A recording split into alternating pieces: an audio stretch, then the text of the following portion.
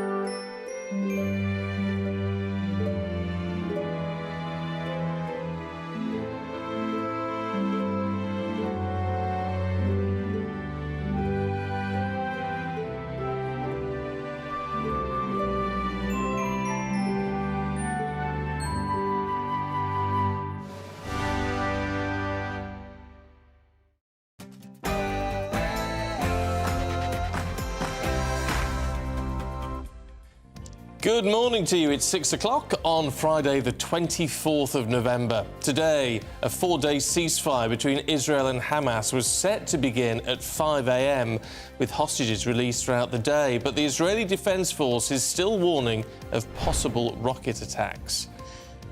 That's as Foreign Secretary Lord David Cameron is set to meet with Palestinian leaders to pledge £30 million in Gaza aid. Catherine Forster has the latest. Yes, Lord Cameron was in Israel yesterday, today in the occupied Palestinian territories, announcing £30 million in additional aid for Gaza as the ceasefire begins and hostages hopefully released this afternoon. Elsewhere,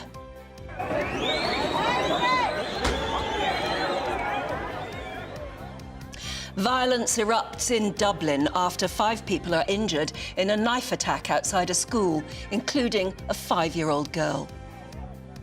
And for all you bargain hunters, it's time to get shopping as Black Friday sales begin. But retail experts fear that us consumers will snap up fewer items because of the cost of living crisis.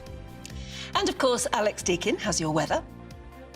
You will notice a colder feel out there today, but for many it's going to be a fine, bright day with some sunshine, frosty one overnight. Join me later for a full forecast going into the weekend. And Paul's got the sport this morning. I do. Morning. Britain, not good, actually. It's not good. Lose to Serbia in the Davis Cup, although Novak Djokovic got very angry, which was quite entertaining. And also how referees are being helped by pilots when it comes to VAR. Work that one out. We'll try. Good morning to you. I'm Stephen Dixon. And I'm Anne Diamond, and this is Breakfast on GB News.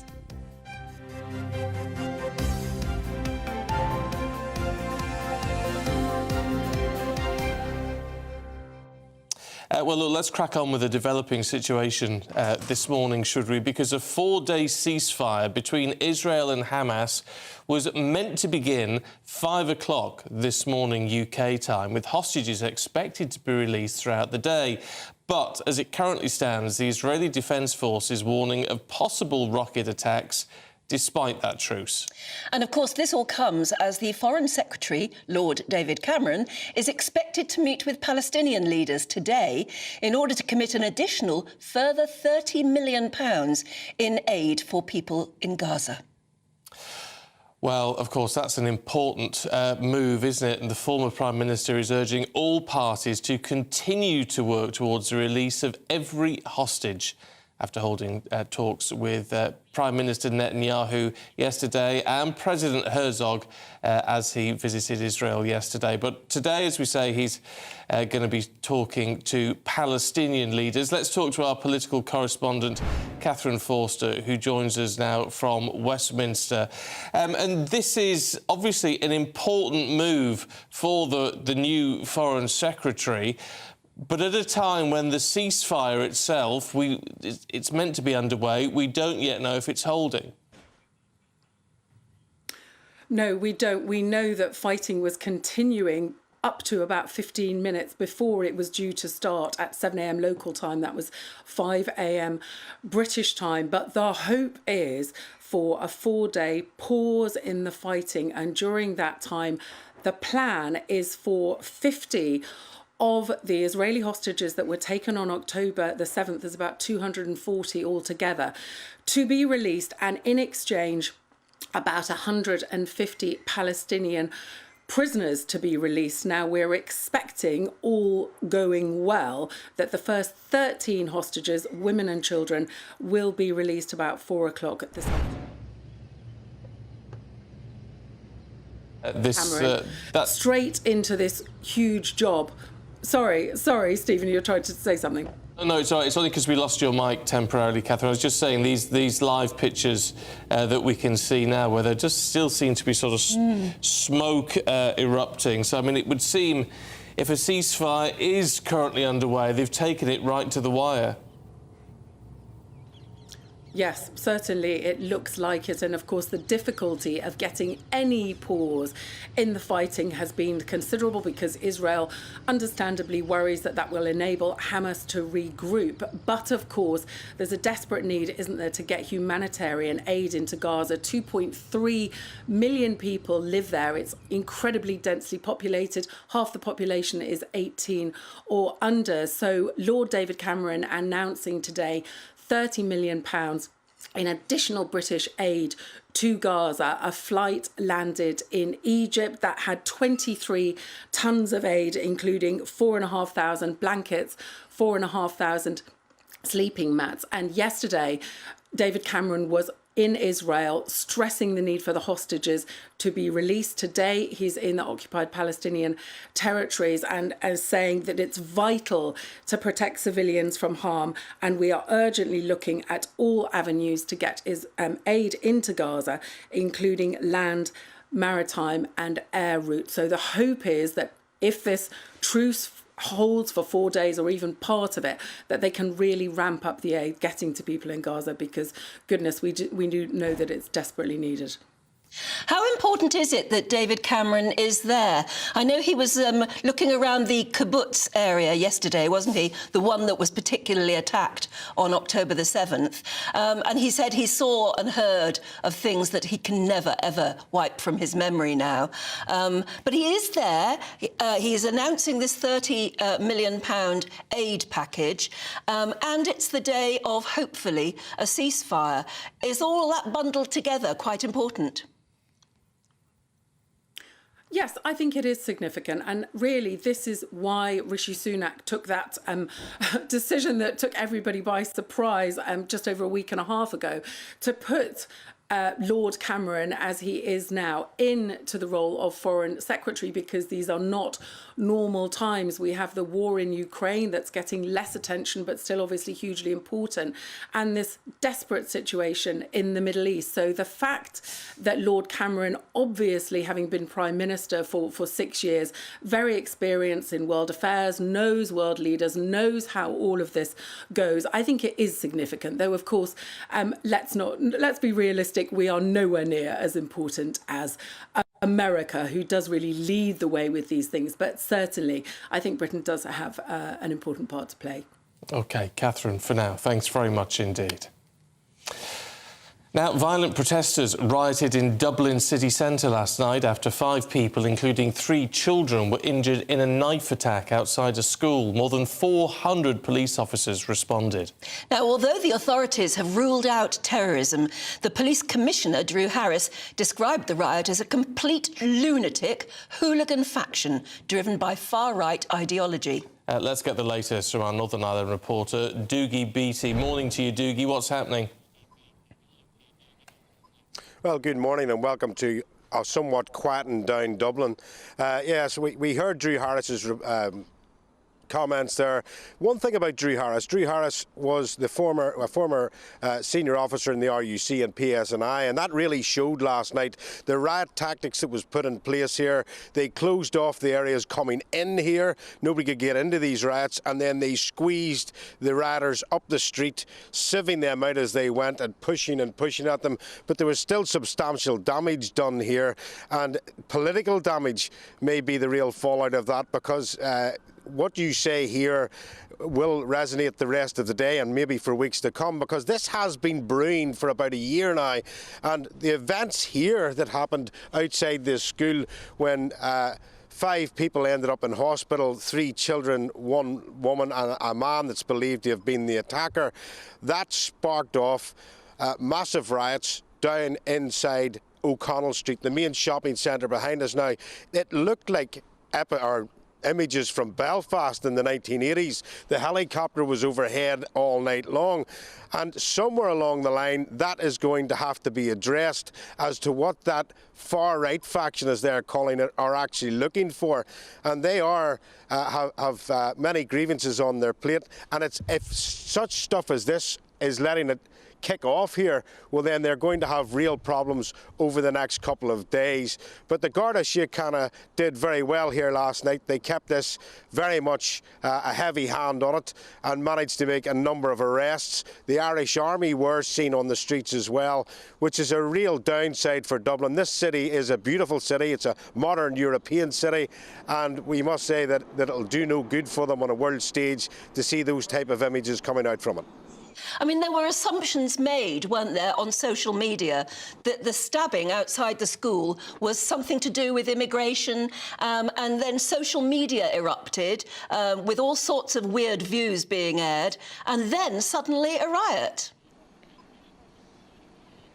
Well, this is it. There has been real tensions in the Republic of Ireland. It has had a massive immigration intake in the last couple of years. Lots of young women and so forth coming under attack from different immigration sides, and that has been playing for about the last year. So when the Chief Constable Drew Harris was asked at the press conference, was the man who's suspected of being the attacker an Irish national, he refused to say whether he was or wasn't, and quite understandably asked for time for the Garda Síochána to run their investigation. But at that point it was believed that he was an Algerian. And people put that about social media, and what happened last night was a result of that. We will still wait to see, was that true or was it not? And if it's not, then there'll be a lot of hard questions to ask. OK. Doogie, for now, thanks very much indeed, and Doogie's going to keep us up to date throughout the course of the day. Yes, it's 11 minutes past 6 already. If you've just joined us, a reminder of some of the top stories this morning. And a 4-day ceasefire between Israel and Hamas begins, with hostages due to be released throughout the day, but the Israeli Defence Force is still warning of possible rocket attacks. And that's as Foreign Secretary Lord David Cameron is set to meet with Palestinian leaders today to pledge £30 million in aid for Gaza. Elsewhere,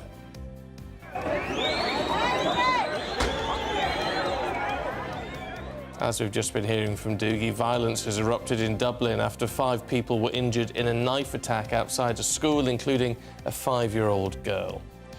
And if you're a bargain hunter, it's time to get shopping, they say, as Black Friday sales begin today.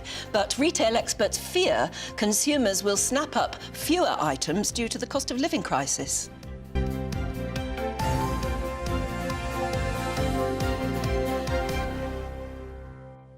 I mean, are you excited by the idea that it's Black Friday? Are you? You love a gadget. You love a bargain. I do love a gadget, but the thing is, I mean, there's been more going on already. It's been like Black Friday on Amazon for weeks. So anyway, it is apparently the official day to start your Christmas shopping. Who says? Well, yes. The shops. The shops say. Because they're all promoting their latest sales and discounts. Yeah. And whilst there may be many genuine deals out there, experts predict, due to the cost of living crisis, bargain hunters may be less keen to make a purchase. Well, our economics and business editor, Liam Halligan, has been to Chelmsford in Essex talking to market sellers in the latest edition of Save Our High Street.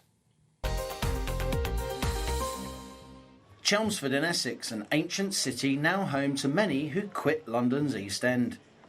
With its bustling high street and much-loved market, Chelmsford is a good place to gauge consumer confidence and the broader state of the economy following the Chancellor's autumn statement. Today's Black Friday, a day of discounts marking the start of the Christmas shopping season. But the latest survey data points to low consumer confidence.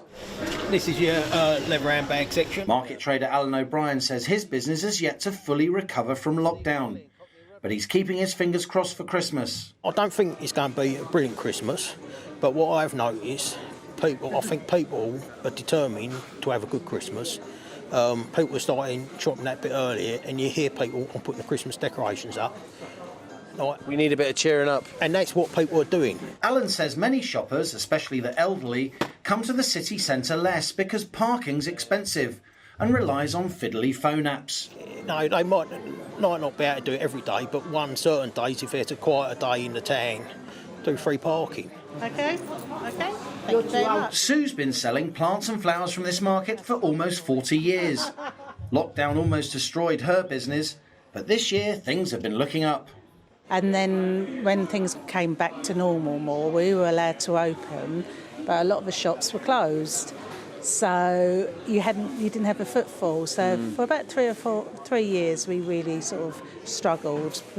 But it's getting back to, this year's been a better year. After 14 interest rate rises, the cost of living crisis is ongoing. But Sue says plants and flowers are a source of relatively low-cost pleasure. I'd say it's held up relatively well because plants are fairly cheap. So people can always £2.50 for £5 these. You can find that. It's not as if you're buying the big heavy goods. It's a cheap bit of happiness, isn't it? Yeah. And despite headline tax cuts in the autumn statement, there are many who feel the government could do more. Obviously taxes are high. Everything's high. You know, it's if I knew all the answers, I'd been number 10, wouldn't I? Probably doing a better job than what he is. But, you know, it's any help we can get is going to help a small business. Liam Halligan, GB News, Chelmsford. It's making me feel guilty for not being out there shopping already. Buying the Christmas tree tomorrow. I want to buy a new Christmas tree this year. Yeah, they get quite expensive. They do. I've got a real one outside that's potted. So I've got a real one. So I thought for inside, maybe a false one. Well, this weekend might be the weekend to do it. There might be a bargain on. Well, I doubt with Christmas trees. I mean, this is their moment to sell, isn't it? So I should have bought at the end of Christmas, last Christmas, shouldn't I, really? Anyway, let's see what retail expert Lucy Davis makes of all this Black Friday goodness. Is it nonsense? Black Friday? Not at all, no. It's still very much a thing. And so we run a customer loyalty index. So we researched 2,000 people in the UK. It's called the SAP or Masters Customer Loyalty Index. And we've found that actually people are planning on buying their Christmas presents this year far more than any previous years. So last year it was 10% of us were doing their Christmas shopping early. This year it's actually leapt to 30%. So while we're going to be spending less this year, in fact people are planning to spend about half of what they spent last year, so a big drop. The volumes are still up. A lot of people are still going to take part, but they're just going to be more careful with what they spend and what they spend it on. But I read something in one of the newspapers. I mean, I know that everybody's got a view. Yeah. That, you think you're making a Black Friday purchase and you think that the price has been slashed. But actually, if you'd gone out and bought the same thing about 4 or 5 months ago, the price would probably have been the same. In other words, prices have been artificially rising so that they can suddenly slash them on Black Friday. Is that true? It is true. There are definitely some retailers who are guilty of that, and it's really up to the individual to do your own research. And there are some websites that you can look at that track all the prices, so that's a sensible thing to do. Personally, I like to actually go into stores, and I know some people are planning on buying quite big ticket items, like if you're going to buy a new washing machine or something, it's a great time to wait to Black Fridays to do that. So just to pop into your local store and keep an eye on the price and make sure that they haven't put their prices up. So, yeah, it's really just to do your research. How does it work, though, for these companies, in the sense that they're going to shift more volumes if the prices are lower, but it's all about the profit margin? How are they making enough money to keep going, especially those retailers who rely on the Christmas season to sort of bolster up the rest of the year? It's all about really getting to know the customer. So we've found that we call it incentivised loyalty. So Black Friday is when everyone's looking for deals, and that's incentivised loyalty. But it's really dropped this year. And actually that's because, of course, you can get a customer to come through the door because you've got low prices, but you have to do more as a retailer to keep those customers coming back. And now's the time to really impress new or existing customers with things other than discounts and deals. So, for example, you can give them really, really excellent customer service. You can do a really smooth return process. So every single thing to do with that customer experience when they're shopping has to be absolutely spot on, or that customer will go elsewhere. So it's now the chance that the retailers have to really keep their customers loyal for ahead for 2024. When did Black Friday start? It's not that long ago. It's Did it come from America? Yes, it did. It came from America. I think it was in the 1950s. It was quite a long time ago. So it's been a really long-standing event in the US. And I think from memory, I only remember it in the UK from the last sort of 10 years or so. And it's become, I think it became bigger and bigger over the first few years, and it doesn't seem like such a huge event now, but we shall see. Well, today's the day. Well, if you're doing any Black Friday shopping, let us know what you're after. Do. Yeah. Really good to see this one, Lucy. Thanks very much indeed. If there is a bargain to be... I have done some Black Friday shopping. Yeah. What, online. This year? Yeah, I bought some technical Yes, stuff. of course you did. Gadgetry. Yeah. But the trouble is, and it is genuinely reduced, because it's been something I've been looking at for a while. The problem is, do I actually really need it? No. But it's a Christmas present to yourself. I did treat myself, because I thought, you spend all this money on other things that have to be... Like, I got the carpets shampooed the other day. Oh, yeah. Oh, exciting. It's got to be done, though, hasn't it? But that costs, quite a lot of money. Fortune. Everything costs at the moment, yeah. So I just thought, right, I'm having myself a new power bank and a new charging unit for it. It's a power bank. Yeah. What does a power bank look like? It's just a gizmo where you put all your things. You can and just plug all your stuff in, yeah.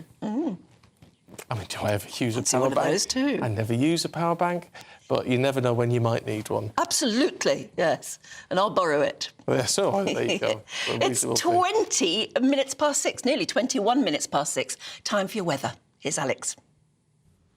Good morning, I'm Alex Deakin. This is your latest weather update from the Met Office for GB News. You'll notice a chill today. It has turned quite a lot colder, but for many it'll be a fine, bright day with some sunshine. Quite cloudy this morning over Wales and southwest England. Still a few showers just coming into parts of Wales as well. The clouds should break up a little through the day, but generally staying quite cloudy. Certainly staying windy along these eastern coasts. A few showers may just clip the eastern side of England and the northeast of Scotland, and it'll certainly feel raw here, 5 or 6 Celsius with that pretty chilly wind. Elsewhere, the winds are a bit lighter, but it is still quite a lot colder than it has been.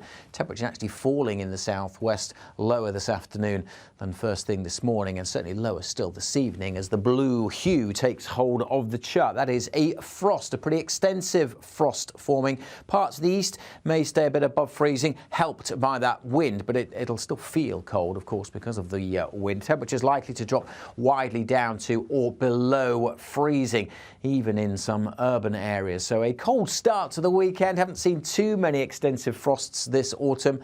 Also haven't seen many crisp autumn days with lots of sunshine, and that is what most of us will have on Saturday. A good-looking day, if you like, autumnal blue skies. Still a bit of a breeze on the east coast and still 1 or 2 showers for North Yorkshire and Norfolk, but for most, looking like a cracking start to the weekend. Plenty of sunshine, just don't expect it to be too warm.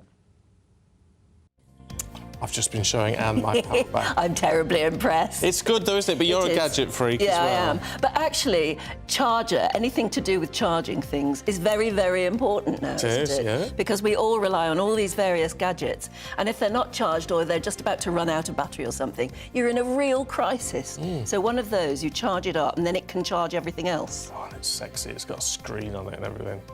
What does the screen...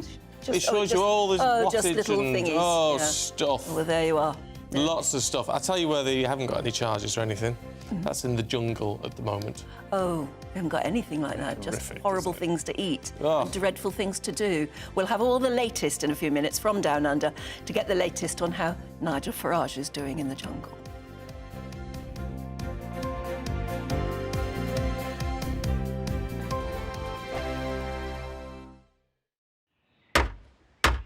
Who is it? We're here for the show. Welcome to the Dinosaur Hour with me, John Cleese. I was married to a therapist. And you survived? I thought we were getting Hugh Laurie, second best. You interviewed Saddam Hussein. What's that like? I was terrified. I'm playing strip poker with these three. Oh! No, thank you. My CDs need to be put in alphabetical order. Are you going to be problematic again? The Dinosaur Hour. Sundays on GB News.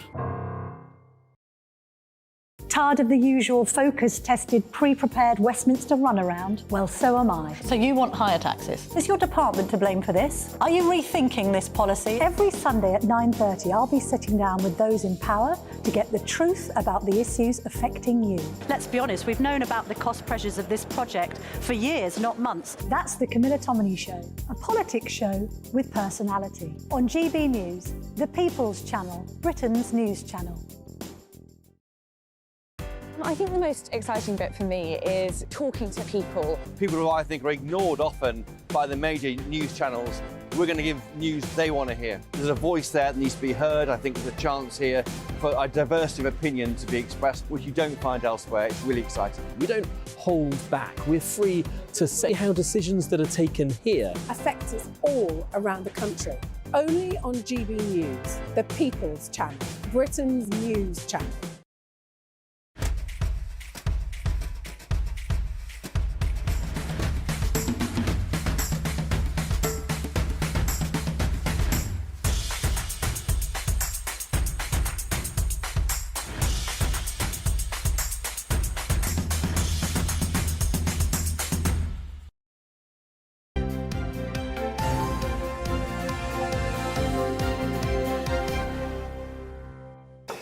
.6:25, good morning to you. I've just got my tea. It's just arrived. First one of the day.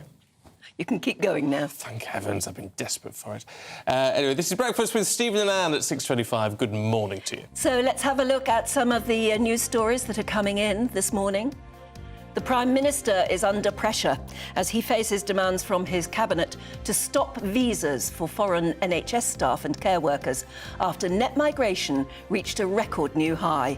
According to the Office for National Statistics, it dramatically increased to 672,000, and that's up from the previous peak of 606,000. Reports suggest that Nissan could commit to manufacturing future electric versions of its two best-selling cars in Sunderland. The Japanese car maker set to announce later today that its new electric Qashqai and Juke models will be made at the site. It's understood the company's investment is in the region of £1 billion and will be supported by a contribution from the government. And it's been revealed that more than 2,000 government devices, including laptops and mobile phones, have been lost or stolen over the last 12 months. Ministers are facing calls to launch an inquiry into the missing and stolen tech, which also includes hard drives and external memory sticks. According to these statistics, the Ministry of Defence was responsible for misplacing the largest number of devices.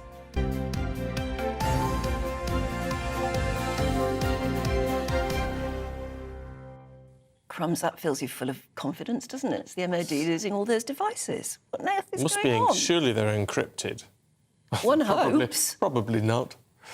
Anyway, let's go down under, should we? Because Nigel's time in the jungle continues, and as ever, we're keeping a close eye on all the action. So, shall we go down under now to Australia to get an update on how he's doing? GB News reporter Ben Leo is in the Gold Coast and joins us now. Hi there. What's going on with Nigel then? What's the latest? Morning, Stephen. Morning, Anne. A very eventful night last night. It's all kicking off again, as you'd expect. Frankie Dettori and Tony Bellew, the former champion jockey and pro boxer, first time in the camp as new entrants. The campmates were split into two teams.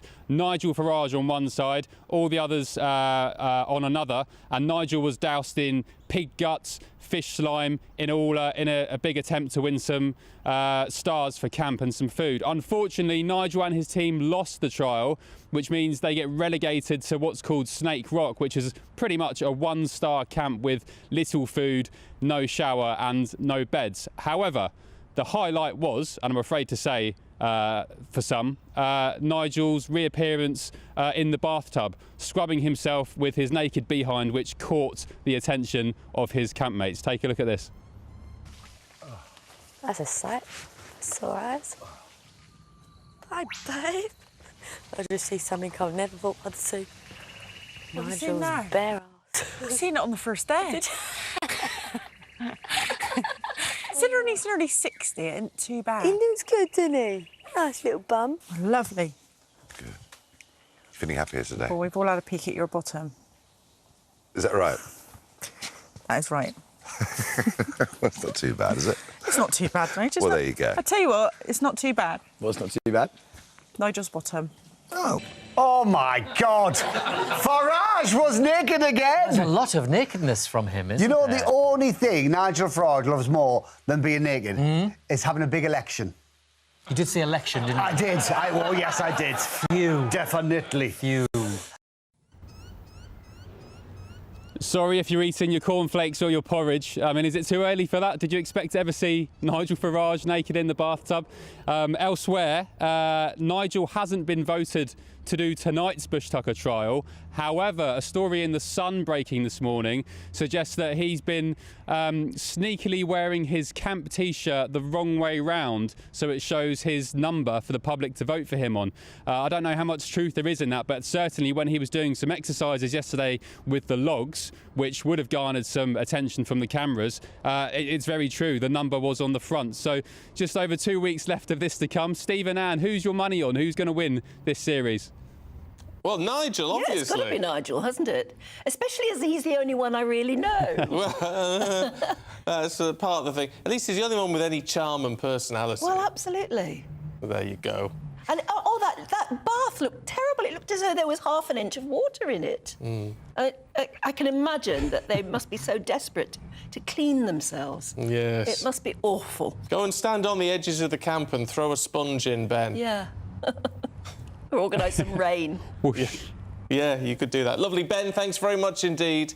I wouldn't fancy that for all the tea in China. Nowhere near, absolutely. Mind you, if the reports are true... 1.5 million. That's what they're saying, isn't it? No, not necessarily true, but... No, not necessarily true. I'd do it for half that. I think the money they could have saved. You would do it? Well, you would do it for money? Probably. Couldn't turn Eating down... all those disgusting things you have to eat. I couldn't turn down that sort of money. He's in this one-star camp where there isn't even a bed, so you presumably just lie on the ground with all those insects around. And I can't think of anything worse. £1.5 million. And it's not even even if you're a vegetarian, you still get the most revolting things to eat. You'd do it for £1.5 million, though, wouldn't you? I don't know. I couldn't. I just couldn't ever.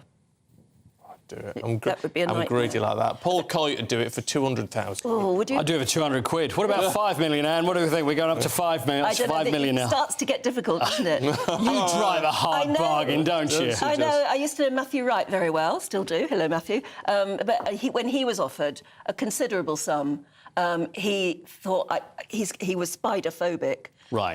And so he went along to Harley Street and he got sort of deconditioned. Sure. And it he managed to make it, didn't he? But I mean, they chucked spiders at But him. the thing is, isn't it the best thing to say that you're not afraid of spiders? Because there's anything you're afraid of because you know that that's what's going to come your way. Yeah. But they'll do anything, won't they? For me, it'd be cheese. I would rather eat a bug than a piece of cheese. I've got a thing about cheese. Cannot eat cheese. I just hate cheese. So if someone said a bug or a piece of cheese, a little bit of Dairy Lee or a cockroach, I'd go with the cockroach. I don't think the Dairy Lee challenge would have the same ring to it. Do you think so? I go, oh, no, give the cheese away. Anyway, look, sports. Yes, let's have a look. Novak Djokovic. Now, I always wonder about Novak Djokovic. And this is with you, Anne. I know you like your tennis as well. How do you feel about him? Because he loves to play the charmer, but then you see his true colours come out from time to time. And I'm not a big fan of how he is. I think I am. A great player. Yeah, a great player. But I've seen him in those exhibition matches. Yeah. And he is very, very funny. But, you know, there's no pressure on then, is there? The others like him, which is a good sign. I mean, I found him very annoying during COVID when he actually wouldn't even... He gave up his chance of the Australian Open. Some would say, oh, that's a man standing up for his principles. Others think it was arrogance. But Britain played Serbia, so it's the Davis Cup. So Britain versus Serbia, or we could say Britain versus Novak Djokovic, which you wouldn't really give us much chance. So it was a best of three, and Jack Draper lost against Miomir Kecmanovic. So that's Miomir Kecmanovic. So that was the first game. So already we're one down, and then you've got Cam Norrie had to beat Novak Djokovic, and I'm kind of thinking, well, put your worst one on against Djokovic, because the chances are you're going to lose. No offence, Cam, but I mean he's the best player that's ever been. So Cam Norrie lost, and had it gone 1-1, then they would have played a doubles game, but it wasn't needed because it was already 2-0. But then Djokovic was interviewed afterwards. This was in Malaga, in Spain. And it was British fans. They were from... Most of them were Stirling Uni Barmy Army. And they were making noise. And during, when you get... like the Davis Cup and you have countries playing, obviously there's a good atmosphere and the tennis players like it, everybody enjoys it. But apparently they went slightly over the top. They were heckling Novak. They were playing drums. And when he was being interviewed, then... he snapped. He didn't like it. You be quiet and give us some respect, and this is what it has to be. So he was very unhappy about the whole situation, which I find quite amusing. But then again, look, I know we've got lots from you throughout the morning, so I just I've got to look at this. Jonas Vingegaard. Jonas Vingegaard, man that's won the Tour de France twice. So he's had his... What they have to do is, with all athletes, they get drugs tested. But they have to be told, they have to give a time. Actually, the athlete would always have to give, there he is, Jonas there, would always have to give a time and say, look, I'm around for this hour. They're 1 hour every day. They have to say where they are. Now, obviously, with cycling, there's been a lot of talk, and we know all about the old days. So anyway, Jonas, his excuse for missing his drugs test was the fact that his doorbell failed to work. Fair enough. It's a good one, though, isn't it? Any others? Well, actually, it did make me think of some of the great drugs test excuses over the years. Now, this is not missing drugs test, this is failing drugs test. Now, LeSean Merritt, legendary American sprinter, failed 3 drugs tests because of steroids due to a supplement called Extensi, which was for... of something else. For something that he said he needed enlarging, and that it was down to the drugs that he was taking, and that was the reason he failed the drugs test. That's a crack. Interesting. Petter Korda, former #2 tennis player in the world, back in 1998, tested positive for nandrolone. It was his love of eating veal. He said it was because he loved veal and he'd eaten so much veal, and the veal was obviously injected, but then it was disproved because they said if you ate 40 calves every day for 20 years, you still wouldn't match the amount of drugs that was in his system. So that was that one there. One more very quickly. Mario Puerta, another tennis player, Open finalist 2005 in the French Open, accidentally ingested a substance that he said his wife was drinking a glass of wine and he had a little drop, and it turned out that it was she was taking medication for period pain, and as he drank out of the same glass, obviously that went into his system and caused him to fail the drugs test. They threw that one out. I bet they did. They threw that one out. Good look, 10 out of 10 for ingenuity, though. By the way, I am not using any performance-enhancing drugs while we can tell. We can tell. You wait till you see me after 7. Lovely stuff, Paul. Thanks very much indeed. We've got headline makers heading away in just a moment. This is GB News.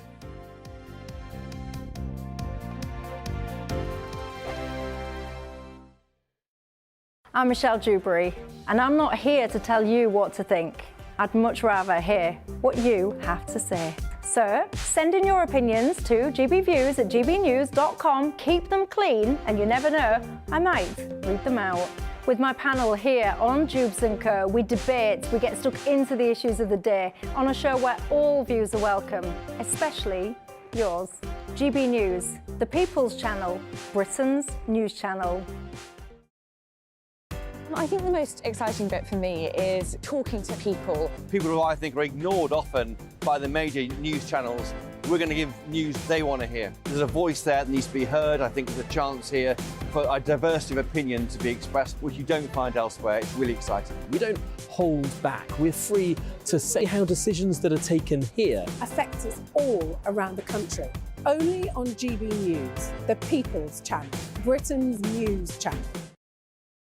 Join us every night on GB News at 11 p.m. for Headliners, which is 3 top comedians going through the next day's news stories, which is exactly what you need, because when the establishment has gone crazy, you need some craziness to make sense of it. Headliners. You don't have to bother reading the newspaper. We've got it covered for you. Every night at 11 p.m. and repeated every morning at 5 a.m. We won't send you to sleep like some of the other paper review shows out there. So join us 11 p.m. every night on GB News. The People's Channel, Britain's news channel. There's only 3 people you can trust in life. Your doctor, your lawyer, and your nana. I'm not sure. So join me, Nana Aquare, at 3 p.m. every Saturday and Sunday, where we discuss the biggest topics of the weekend. Be ready for battle. Could you be quiet? What is this? It's my new teeth. It's your new teeth. I don't bite. Well, not without a good reason. Always honest, always fun. Every weekend at 3 p.m. on GB News, the People's Channel, Britain's news channel.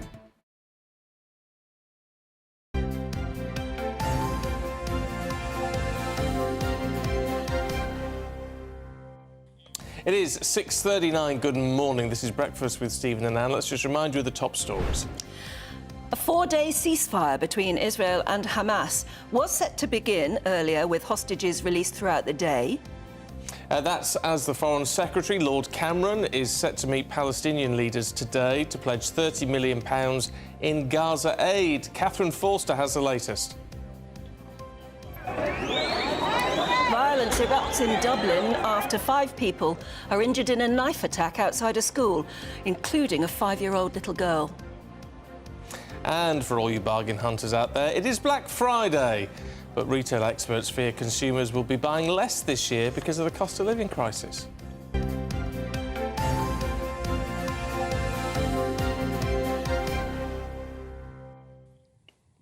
Well, joining us to go through some of the day's headlines, GB News' senior political commentator Nigel Nelson and former Conservative advisor Claire Pearsall. Lovely to see you both again. Morning. Right, what are we starting with, Nigel? The Daily Mail, slime on the line. Yes, indeed. Is the headline. Interesting idea to try and combat global warming, basically.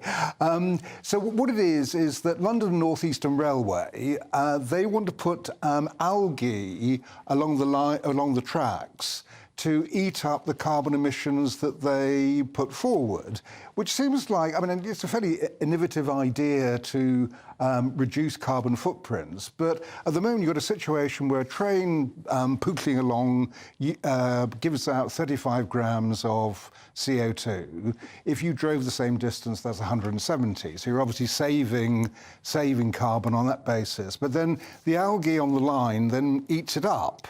The important thing, obviously, is the algae doesn't grow too big and actually stops the trains travelling. But it just seems like... Are they actually going to put it on the track? No, it's along the side of the track. Oh, I see. Along the side of the track, because apparently algae swallows carbon much better than any other plant. That's the idea.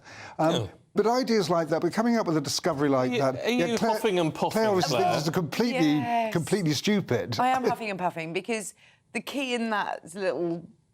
sentence from Nigel was they mustn't let it grow too big. Yes, exactly. And you only have to look at trees alongside railways and the problem with leaves on the line, that annual commuter woe, to see where the next excuses are coming from. So yes, all right, it seems it's a very good idea. How about just making the trains a little bit better for the environment? A lot of them have electricity. Why not look at making them a lot more efficient, cleaner, greener, and not have so many problems with tree, leaves on the line, tell you cows what, on the though- line, trampolines on the line, whatever it might be. You're algae killjoy over there, aren't you? Look, even I sort of think the trains running on the track will keep the algae. I mean, algae's not an invasive in that sense. I think it's a good... If it works, why not? I don't know. Aren't you then artificially mucking about with the sort of biodiversity of what's naturally there? Anyway, though, don't Well, we're doing that, aren't we? I mean, net zero is all about doing that. It's trying to actually combat nature at the moment and all the mess we've made of it on the basis of all the stuff we throw into the atmosphere. But isn't algae slimy and... And if it gets onto the track in any way... That's my point. That it just is yet another thing. But I think the biodiversity is really important. So if you're going to put it alongside a train track, what's it going to displace? What other animals nothing. are going to... It's just gravel there at the minute, isn't there? Going to displace, train upset the gravel. We have beautiful sort of green spaces in Yeah, but it's just on the... It's like where the tracks are lifted up, it'll be there, presumably. It might be very pretty. It might be. I should give it a whirl, I say. Give it a whirl, why not? Claire, meanwhile, let's hike you off a burning building, should we? This is an extraordinary story. Tell us. Absolutely. When this was unfolding, I mean, those of us that are old enough to remember the towering inferno, it has that look about it. I mean, taking away the seriousness of the fire, the photographs of this look like something. So you've got like a tower block, or it's something being built. It is. It's a 16-storey high-rise building that is being refurbished and rebuilt at the moment. And it caught fire. So plumes of black smoke, flames coming out the top of it. I mean, the photographs are quite immense. And it was this little crane driver, so the plucky crane driver spotted a worker trapped on the roof and swooped in to rescue him. That's amazing. It was absolutely amazing. It looks like something out of a Hollywood movie. And apparently there were sort of bit hit and miss moments. The chap couldn't board into the basket because everything is wobbling. The heat is immense. The smoke was overcoming everybody. I mean, that guy would have died, wouldn't he? Absolutely. Oh, yeah. Undoubtedly would have died. I mean, the crane driver, Glenn Edwards, and he was saying that the whole thing was a bit windy, and you can see in more ways than one. You can see, he's actually managed to get in now into this sort of basket. And then the crane driver's in charge then can just pull him to safety. You can imagine his relief at that moment when he's been lifted out of there. But there was the most British moment in all of this.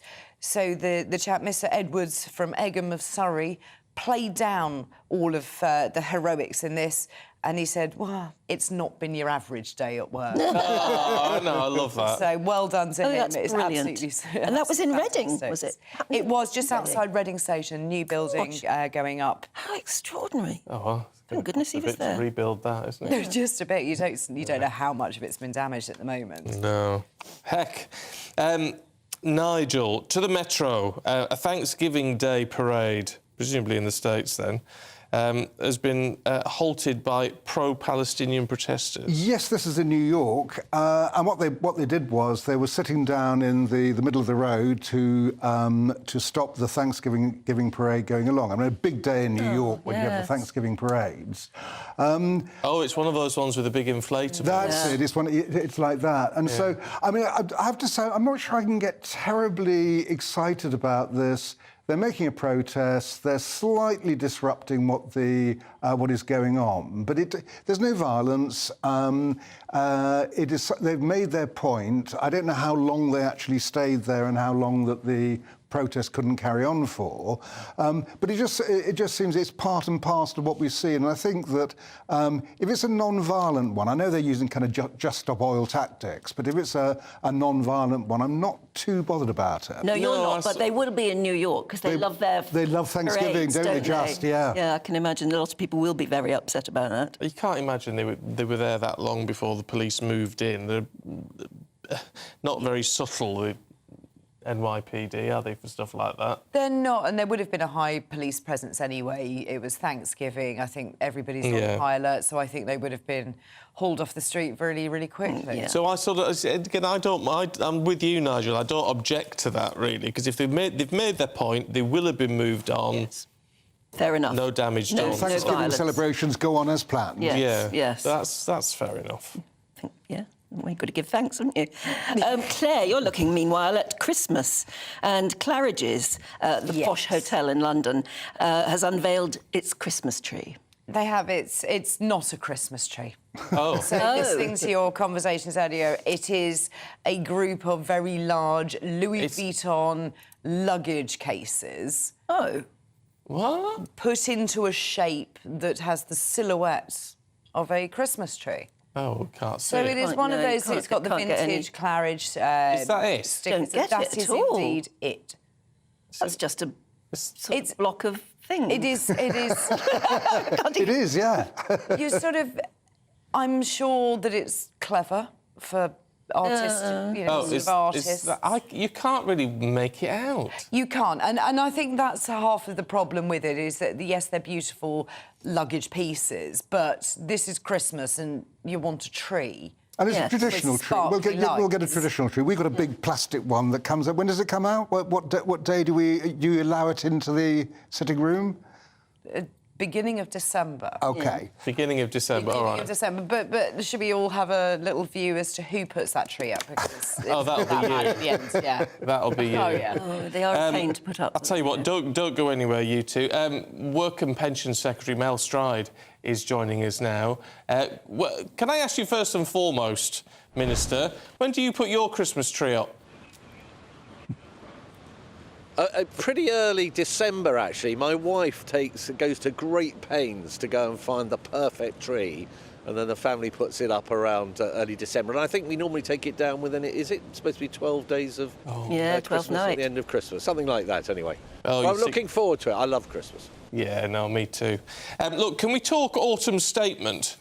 Because obviously earlier this week Wednesday we had the autumn statement come out, and there's been lots of hoo-ha over various bits and bobs about it. However, we're now being told it ushers in a new era of welfare reform. Why does it? Well, what we recognise is that, firstly, work is very good for people, and we also know that it's very good for the economy. So we want to encourage as many people into work as we possibly can. Now, we've had a big issue in this country for a number of years now, which is the number of long-term sick and disabled people who are not looking for work and are not in work. And what we're coming forward with is a huge back-to-work plan, £2.5 billion worth of support for those people to help get them into work. So that's typically mental health care support, 400,000 additional places in what's called talking therapies within the NHS, something called universal support, another programme called Work Well, but all of it providing more support for those who really need it so they can benefit from work. Meanwhile, the headlines in the papers this morning are all about calling upon the Prime Minister to slash migration. Figures have gone up yet again. We're at a record high. And yet nothing seems to be happening. Nothing's being done about it. Well, we accept that the figures are too high, and that's why, for example, recently we announced that in the case of 150,000 student visas, we'd be clamping down on them, bringing dependents in with them. We're putting up the cost of visas, a number of different measures, and the OBR, who are the independent forecasters who look at the kind of impacts of these steps, recognise that this will in itself start to bring the level of migration down. But there is more to be done, and it is something that we take very seriously, and I know the Home Office and Robert Jenrick and others, as well as the Prime Minister and Home Secretary, are very much engaged in that.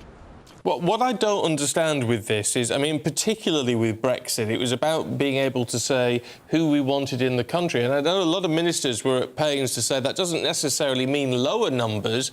It just means we decide who comes in and who doesn't. There's no free movement.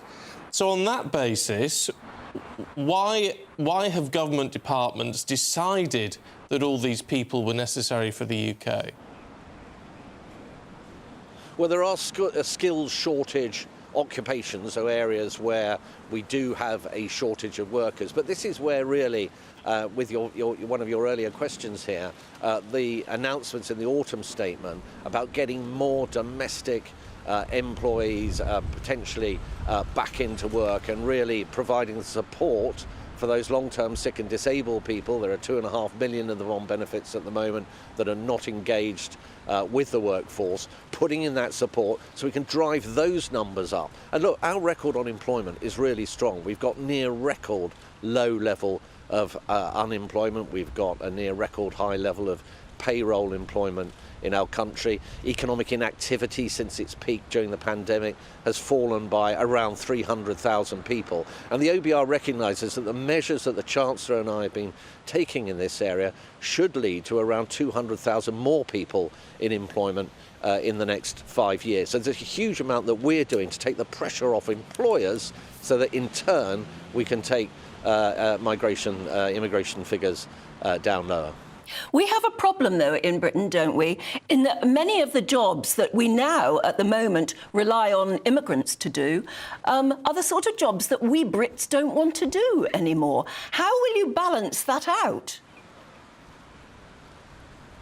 Well, we've got to make sure that we've got the right skills offer, and we've made further announcements in the autumn statement around that. We've got to make sure that work pays, so that's where the tax cuts that the Chancellor announced are really important. That's 27 million people paying less national insurance up and down the country. We put up the national living wage. It'll go up in April by almost 10%, and that's hard on the heels of a similar kind of rise last time around. So we're making sure the work pays, making sure that the right skills offer is there, and of course making sure that the right kind of healthcare support is there, because many people who we would like to be workers, I'm saying, have healthcare issues, and we as a department are making sure that with these new proposals, with this new back to work plan, that we invest billions of pounds in making sure that the support is there for those with mental health issues, with musculoskeletal issues, the kind of issues that are keeping people out of the workforce, that we crack those problems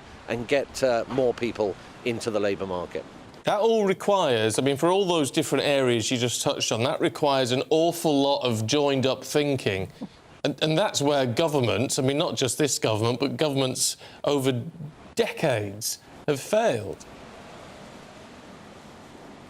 Well, this is where we're going to succeed, and we're putting together these reforms in close collaboration across government. So, for example, the 400,000 additional talking therapies to address mental health issues are delivered by the National Health Service, and I've been working very closely with my counterparts in the Department of Health and Social Care to make sure that we bring forward the measures that we need to make that really happen. We're looking, for example, at reforming the way in which fit notes work. There are 10 million fit notes issued by GPs every year in this country, and what we want to make sure is that that process isn't just one of signing people off. They then go on a health journey, get further and further away from the labour market, more difficult to get re-engaged with the labour market. We want to bring in work placement support at the same time as that medical support comes in. And once again, that has involved putting something together called Workwell, which is a collaboration with the health department. So very, very close joined up work between DWP and the Department for Health in this area. Well, we'll leave it there. Thank you very much indeed for joining us this morning in the dark, as you are. It's lovely to see you. Thank you very much. Yeah, good luck with the Christmas. Darker than cold. Yeah, good luck with the Christmas tree. Let's see what Nigel and Claire make of all of that. And actually, Nigel, you'd already picked the Times to looking at the migration figures and the pressure on the Prime Minister. Well, the trouble is that what's just been outlined there is that it just shows that the government's immigration policy and its welfare policy are completely contradictory.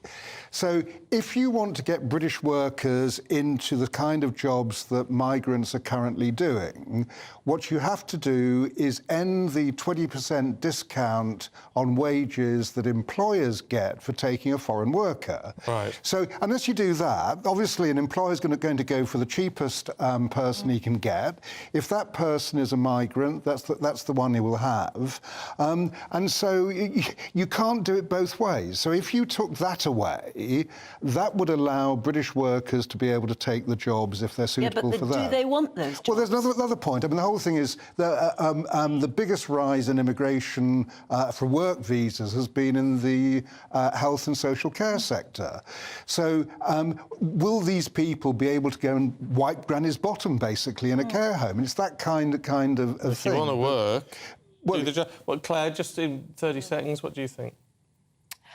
I mean, the migration one is a bigger one to unpack, but I do have concerns with what Mel Stride said about fit notes and the DWP getting to look at those and not GPs. And you do wonder how many people are going to fall under the radar with proper disabilities, with mental health conditions, who are going to be forced into work because the government needs them to be.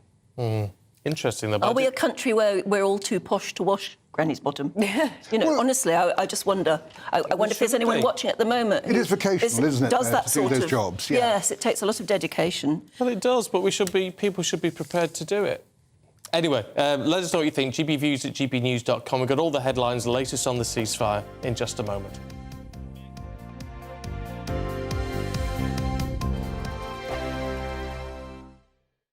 GB News, unlike other broadcasters, isn't obsessed with the London-Westminster bubble. We think there's a nation beyond the M25, and that's why we talk about the issues that matter across the land. Join me on State of the Nation, 8 to 9 o'clock, Monday to Thursday, on GB News. Daisy's listening, and you should too.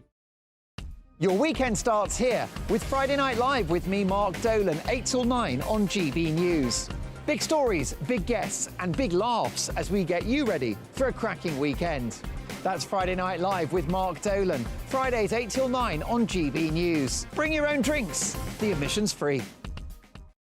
Good afternoon, Britain. Good afternoon, Britain. Join us, Tom and Emily, To find out what's happening in the heart of Westminster. and why it matters to you. Weekdays from midday, we bring you the most compelling stories from across the United Kingdom. And from your doorstep to our inbox. That's right, we want to hear from you. GB News, Britain's news channel. Wake up to the headlines with Headliners every morning at 5 a.m. We treat you to the day's biggest stories before anyone else, 7 days a week. You can catch up on everything you need to know before you've even had your kippers. Headliners every morning at 5 a.m, only on GB News, the People's Channel, Britain's news channel. Who is it? We're here for the show. Welcome to the Dinosaur Hour with me, John Cleese. I was married to a therapist. And you survived? I thought we were getting Hugh Laurie. Second best. You interviewed Saddam Hussein. What's that like? I was terrified. I'm playing strip poker with these three. No, thank you. My CDs need to be put in alphabetical order. Are you going to be problematic again? The Dinosaur Hour. Sundays on GB News.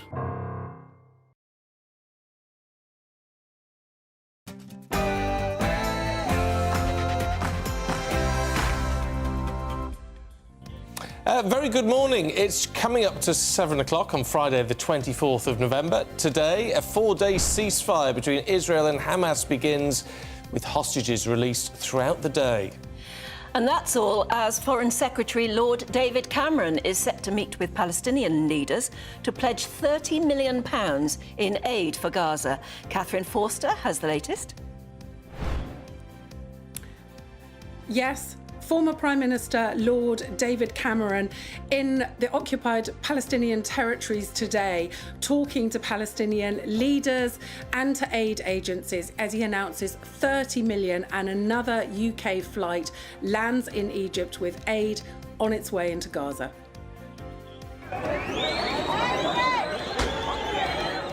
And violence erupts in Dublin after 5 people are injured in a knife attack outside a school, including a 5-year-old girl. Doogie Beattie has more. Yes, real pressure on An Garda Síochána as protests in Dublin turn into riots.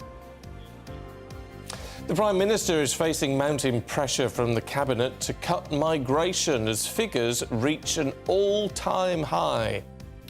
And earlier we spoke to the Work and Pension Secretary Mel Stride. Here's what he had to say.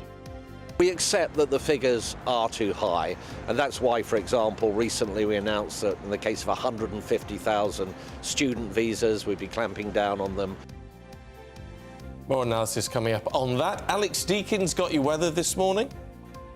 You will notice a colder feel out there today, but for many it's going to be a fine, bright day with some sunshine, frosty one overnight. Join me later for a full forecast going into the weekend. And of course, Paul's got all your sports news. I do. Premier League's back this weekend, thank goodness. We've missed it. Grand Prix, the final Grand Prix of the season is in Abu Dhabi over the weekend. And also Hayley Turner became the first woman to ride 1,000 winners, one of our finest jockeys, and she's going to be with us later as well. Wow. 1,000 winners. That's amazing. Not bad, isn't it? Good morning to you. I'm Stephen Dixon. And I'm Ann Diamond, and this is Breakfast on GB News.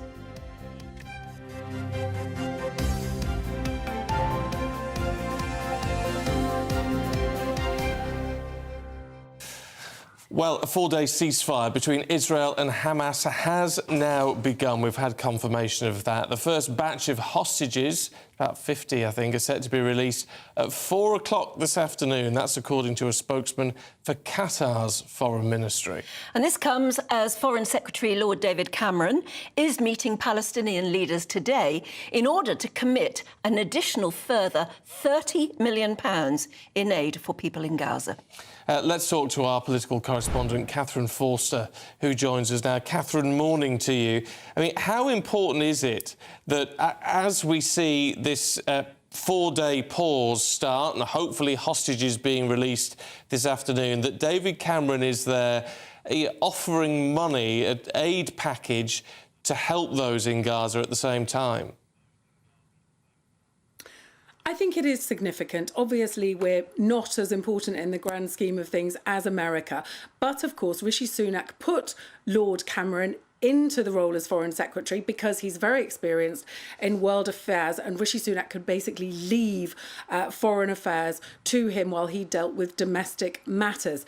So yesterday, Lord Cameron was in Israel talking to the Israeli Prime Minister and President, stressing the need for the hostages to be released. There's about 240 Israelis were taken hostage on October the 7th. Now we're expecting about 50 to be released over the next 4 days, assuming that the ceasefire holds, at about 150 Palestinian prisoners to be released in exchange. Today, the focus from Lord Cameron is on Palestine, on what's happening in Gaza. So meeting with Palestinian leaders, with aid agencies. A fourth UK flight now has landed in Egypt with some 23 tonnes of humanitarian aid on it. And Lord Cameron has announced this additional £30 million in aid, which they're hoping that a lot of aid can be got into Gaza over the next 4 days, because, of course, we know an estimated 14,000 people have died, hundreds of thousands being displaced from their homes, so the aid urgently needed. So I think Lord Cameron, it wasn't a wildly popular move with voters bringing him back into cabinet, but on the world stage, he's very experienced and taken quite seriously. And it's interesting, as you said, Catherine, isn't it, that yesterday he was meeting Israeli people. He was looking around the kibbutz that was attacked on October the 7th. Today, announcing an aid package for Gaza. It's quite a delicate balancing act, but he does appear to be pulling it off, doesn't he? Yes, a very delicate balancing act indeed. Wanting to see the difficulties that both sides face, to get aid in, to understand, to hopefully help bring an end to these horrors that are going on. So he's now saying about civilians, it's vital to protect civilians from harm, and we are urgently looking at all avenues to get aid into Gaza, including land, maritime and air routes. And of course, we know there's about 2.3 million people living in Gaza. Half of them are under 18. You know, the conditions are terrible. So let's hope that the ceasefire lasts. Let's hope the hostages are released, and let's hope that this aid gets through. OK, Catherine, thank you. Let's talk to former Chief Executive of the National Jewish Assembly, James Marlo. who joins us now. James, I mean, what's your assessment? This ceasefire seems to be underway, waiting for this first group of hostages to be released. Are you hopeful? Well, firstly, let me just tell you that Hamas have already broken the ceasefire. I was just getting word a short time ago that rockets have been fired from Gaza into Israel. Israel has not responded. From an Israeli point of view, this is a very tense and fragile moment. Of course, the objective of Israel is to get back all of its hostages. Almost 250 were taken on October the 7th. And this is, as I said, a very tense time because none of the families know exactly who is expected to come out at 4 p.m. this afternoon. And there are many, many hours to go before 4 p.m. Anything can happen. And also, from an Israeli point of view, this is very hard because it also means that Israel has to release Palestinian prisoners. Now, these are not Palestinian prisoners who have thrown rocks or have just been in riots. These are, some of them have blood on their hands. Now, they weren't convicted of murder, but in one particular case, there was a woman who was driving to become a suicide bomber with gas canisters in her back of her car. It blew up prematurely. She was arrested. She had plastic surgery, and she requested actually plastic surgery for the third time, which was refused. In another case, there is an Arab lady who stabbed 2 Jewish people, again, not convicted of murder. But again, these are people, in some cases, have blood on their hands. So it's very, very hard from an Israeli point of view. And of course, this truce plays into the hands of Hamas, because the longer it goes on, the better Hamas are in terms of regrouping, rearming, and just moving their long-range missiles from one place to another. And the other thing I just want to say on this very importantly is that at this point, Israel does not have eyes in southern Gaza. So its drones, which were up there monitoring what was taking place in southern Gaza, they have had to be withdrawn or turned off. I mean, we are told that there will be this swap of people happening at around 4 o'clock this afternoon. One wonders why it's taking so long. You know, that there's as you yourself have pointed out, anything could happen in the next few hours. But of course, we don't know where some of these hostages are being kept. We have no idea, do we? Well, they're all spread out. They certainly wouldn't be kept in all one particular place. And the other thing that you have to remember is from a hostage point of view, from the Israeli hostages' point of view, they have no idea what took place on October the 7th. They were just taken away. All they know is that they saw Hamas and Palestinian Islamic Jihad and their supporters come into Israel, shooting, raping, beheading, dismantling, everything, blowing up, and they were taken away. They have no idea the scale of the tragedy that took place, the massacre that took place on October the 7th. That's number one. Number two is that out of the 32 children, I believe it was from memory, 12 under the age of 5 years old.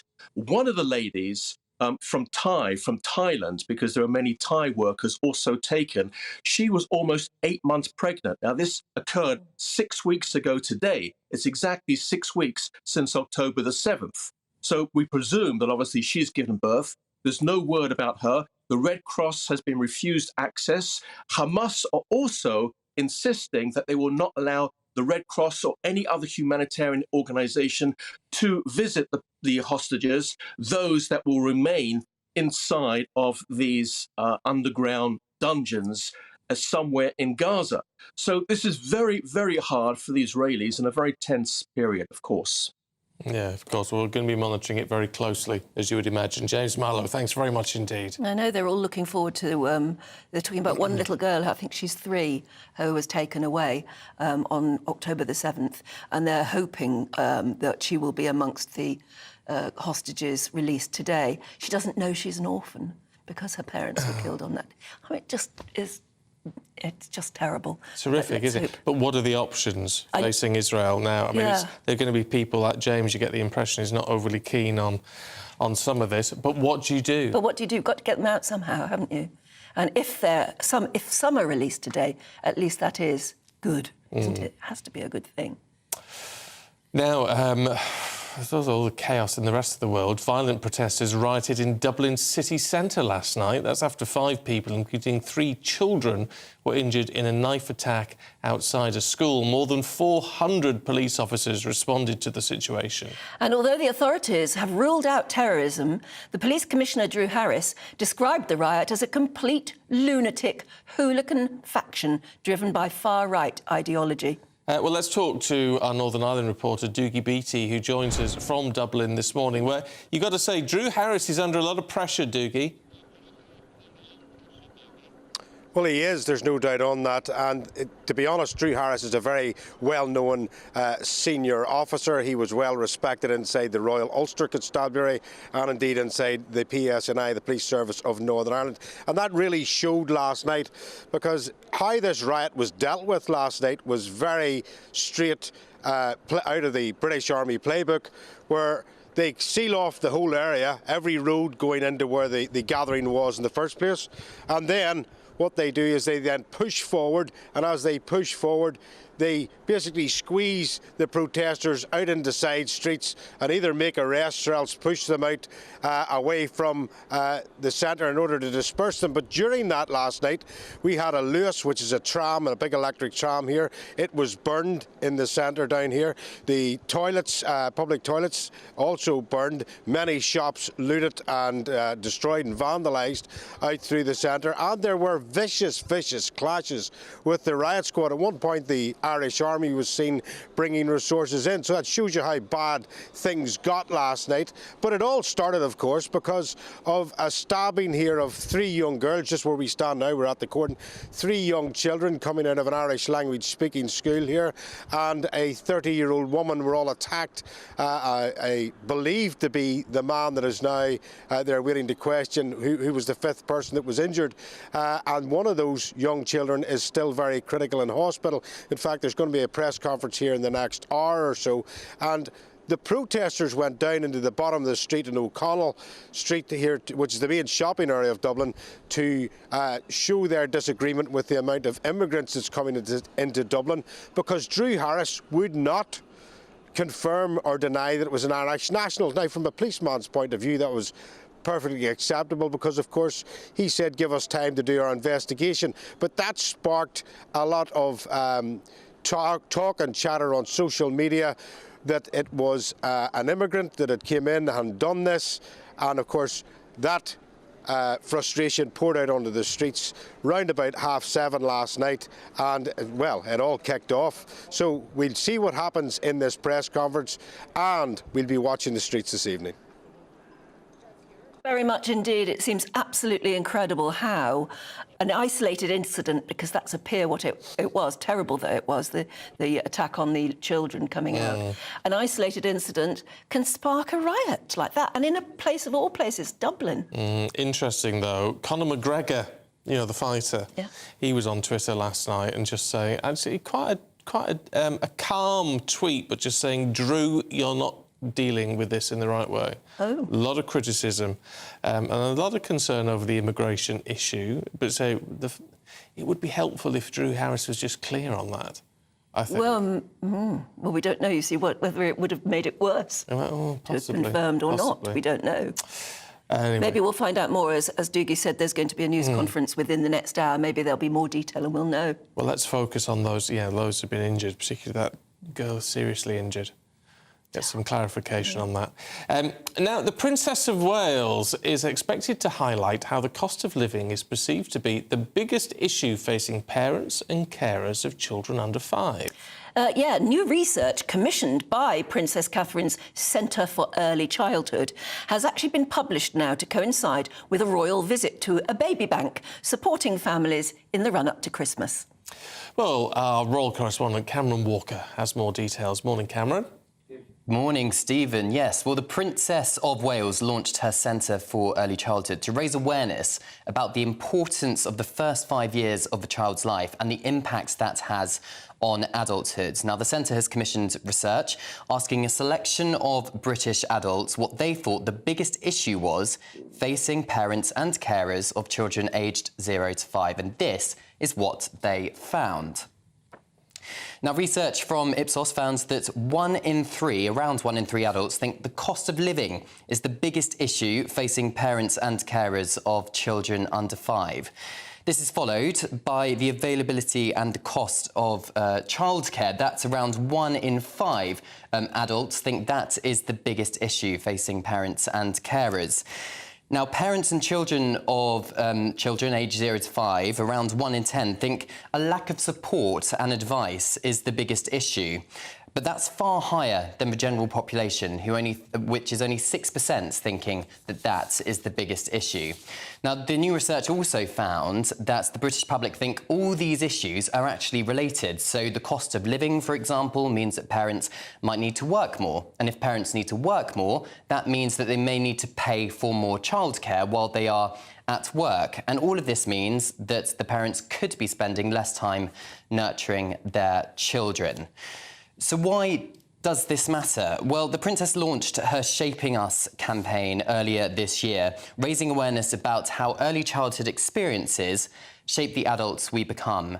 And in extreme cases, if a child has a really poor start in life, it could lead to these problems, or problems such as this, so mental health, anxiety, depression, abuse and addiction. And last week, the Princess of Wales spoke about this in more detail. When I've asked many individuals whose lives have reached crisis point, in prison rehabilitation programmes, addiction recovery centres, or those affected by homelessness, what would make the biggest difference in preventing similar pathways for future generations? They often talk about providing safety, belonging and love in early childhood. She's an absolute star, isn't she? She's doing so well. Cameron, tell us more about this visit she's making to a baby bank. Yes, so she's visiting Sebi's Corner in Barnet today, and it's a baby bank which supports families in Barnet, Hertfordshire and London, providing items to families if they cannot afford certain products for babies, particularly in the run-up to Christmas. I understand she's going to be helping putting the finishing touches to a Santa's grotto for young children because, of course, in the cost of living crisis, a lot of parents cannot afford lots of Christmas presents for children. But this is all part of the Princess of Wales's lifetime campaign, really, to really try and drive societal change when it comes to teaching the general population about the importance of early childhood and how that can really affect the adult life, as I was explaining there. So last week, she actually brought a load of experts together at this symposium in London, as well as former Prime Minister Tony Blair and former leader of the Conservative Party, William Hague, because the Princess obviously knows she cannot be party political and she cannot create policy, which is a big, obviously, line for members of the royal family. But the Princess believes by getting all these different people into the same room and talking, it could perhaps make a long-term generational difference and it wouldn't be party political. I love the fact she's making a difference that way. I really like her. Can I just talk to you about some sort of royal etiquette? Go for it. If you like, because I noticed, because in the script and things, it sort of said Princess Catherine. And you didn't say that. You said Princess of Wales. Should we not call her Princess Catherine? Should it always be the Princess of Wales? I mean, I think in the modern day, people can call her Princess Catherine. I think correctly she would be the Princess of Wales because she was not born into aristocracy. She was born middle class. She's obviously married into the royal family and has become the Princess of Wales. But that's why we called her Duchess of Cambridge, Catherine Duchess of Cambridge, before King Charles became king. Well, some of the newspapers still call her Catherine Middleton, don't they? Yeah. It really annoys me. It's good clickbait and SEO, so more people click on it. Yes. But we should get it right. You see, yes, we should. I think get it right. So Princess of Wales. The Princess of Wales. Definitely not Princess Kate. Catherine's her name. She likes being called Kate. Yeah. Oh, right. But she's dead right in getting the politicians there because, she can highlight a problem, but it's politicians who can make the difference. And when you look at something like the cost of childcare, which anyone I know is talking about, you know, I just don't know how young people afford childcare nowadays. I just don't know. The only people who can fix that, or at least address it, are politicians. Exactly, and cross-party politicians as well, because you know, a 5-year government really isn't going to make a difference. It's generational change that needs to happen. No, I think she's an absolute star. She really is. Lovely, Cameron. Thank you very much indeed. She just sort of gets on with the job, doesn't she? But she does it with such style. Yeah, I don't know what it is about her. It's a sort of understated style as well. It is understated. It's very gentle. Yeah. But she just sort of makes her point on these issues issues which otherwise we wouldn't necessarily be talking about in the same way. Doing really well. Good on her. Yeah. Good on you, Mum. Mum? Is that how you do? Mum? Mam. Mam. Mam, as in ham. Mam as in ham, not mum as in farm. All right. Oh, there you go. Oh, you see, it's an education working here. There you go. My Cameron knows it all. He's very, very good. Oh, it's 21 minutes past 7. Shall we catch up with the weather? Good morning, I'm Alex Deakin. This is your latest weather update from the Met Office for GB News. You'll notice a chill today. It has turned quite a lot colder, but for many it'll be a fine, bright day with some sunshine. Quite cloudy this morning over Wales and southwest England. Still a few showers just coming into parts of Wales as well. The clouds should break up a little through the day, but generally staying quite cloudy. Certainly staying windy along these eastern coasts. A few showers may just clip the eastern side of England and the northeast of Scotland. It'll certainly feel raw here, 5 or 6 Celsius with that pretty chilly wind. Elsewhere, the winds are a bit lighter, but it is still quite a lot colder than it has been.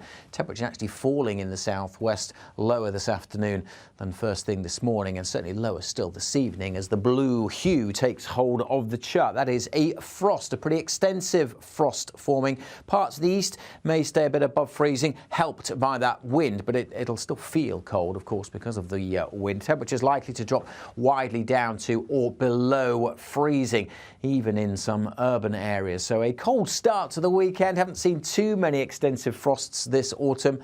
Also haven't seen many crisp autumn days with lots of sunshine, and that is what most of us will have on Saturday. A good-looking day, if you like, autumnal blue skies. Still a bit of a breeze on the east coast and still 1 or 2 showers for North Yorkshire and Norfolk, but for most, looking like a cracking start to the weekend. Plenty of sunshine.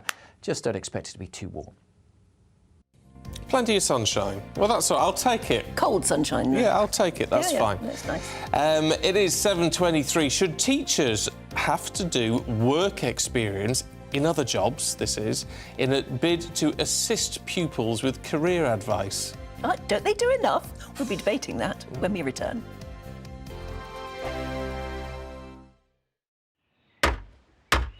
Who is it? We're here for the show. Welcome to the Dinosaur Hour with me, John Cleese.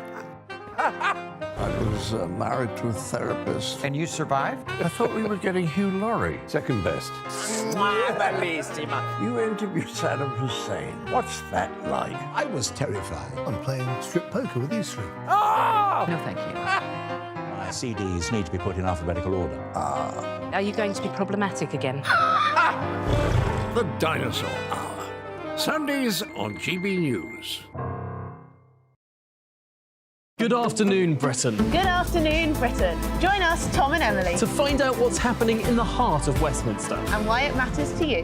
Weekdays from midday, we bring you the most compelling stories from across the United Kingdom. And from your doorstep to our inbox, That's right, we want to hear from you, GB News. Britain's news channel. I think the most exciting bit for me is talking to people. People who I think are ignored often by the major news channels. We're going to give news they want to hear. There's a voice there that needs to be heard. I think there's a chance here for a diversity of opinion to be expressed, which you don't find elsewhere. It's really exciting. We don't hold back. We're free to say how decisions that are taken here affect us all around the country. Only on GB News, the People's Channel, Britain's news channel. I'm Michelle Dewberry, and I'm not here to tell you what to think. I'd much rather hear what you have to say. So, send in your opinions to gbviews@gbnews.com. Keep them clean, and you never know, I might read them out. With my panel here on Jubes & Co, we debate, we get stuck into the issues of the day on a show where all views are welcome, especially yours. GB News, the People's Channel, Britain's news channel. In the GB Newsroom, we bring you the news as it happens. With our team of dedicated journalists across the UK, we're ready to give you accurate reporting every day. When the news breaks, we'll be there with bulletins on GB News, the People's Channel, Britain's news channel. Your weekend starts here with Friday Night Live with me, Mark Dolan, 8 till 9 on GB News. Big stories, big guests and big laughs as we get you ready for a cracking weekend. That's Friday Night Live with Mark Dolan. Fridays 8 till 9 on GB News. Bring your own drinks. The admission's free. GB News, unlike other broadcasters, isn't obsessed with the London-Westminster bubble. We think there's a nation beyond the M25, and that's why we talk about the issues that matter across the land. Join me on State of the Nation, 8 to 9 o'clock, Monday to Thursday, on GB News. Daisy's listening, and you should too. Tired of the usual focus-tested, pre-prepared Westminster runaround? Well, so am I. So you want higher taxes? Is your department to blame for this? Are you rethinking this policy? Every Sunday at 9:30, I'll be sitting down with those in power to get the truth about the issues affecting you. Let's be honest, we've known about the cost pressures of this project for years, not months. That's the Camilla Tominey Show, a politics show with personality. On GB News, the People's Channel, Britain's news channel.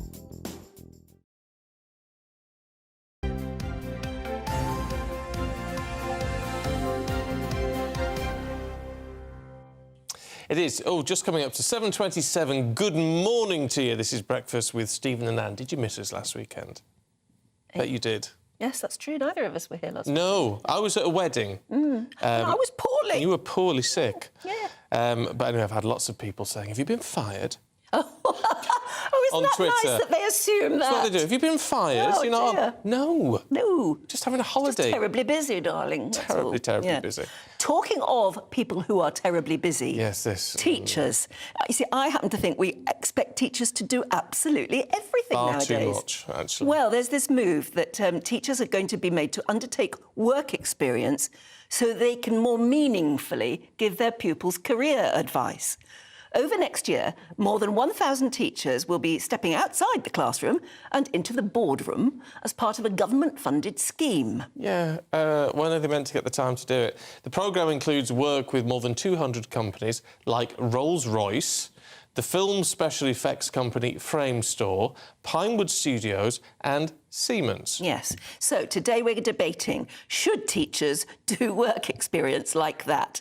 We're joined by the chairman of Campaign for Real Education, Chris McGovern, and journalist Julie Cook. Thank you very much for joining us. All right, let's go to you first, please. Chris, am I right? Don't teachers do enough without having to take this on as well?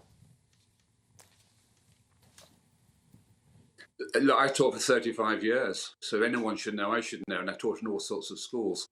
But before I became a teacher, I worked for a big international company. And of course, I did other jobs as well, from working on cancer wards to the factory floor.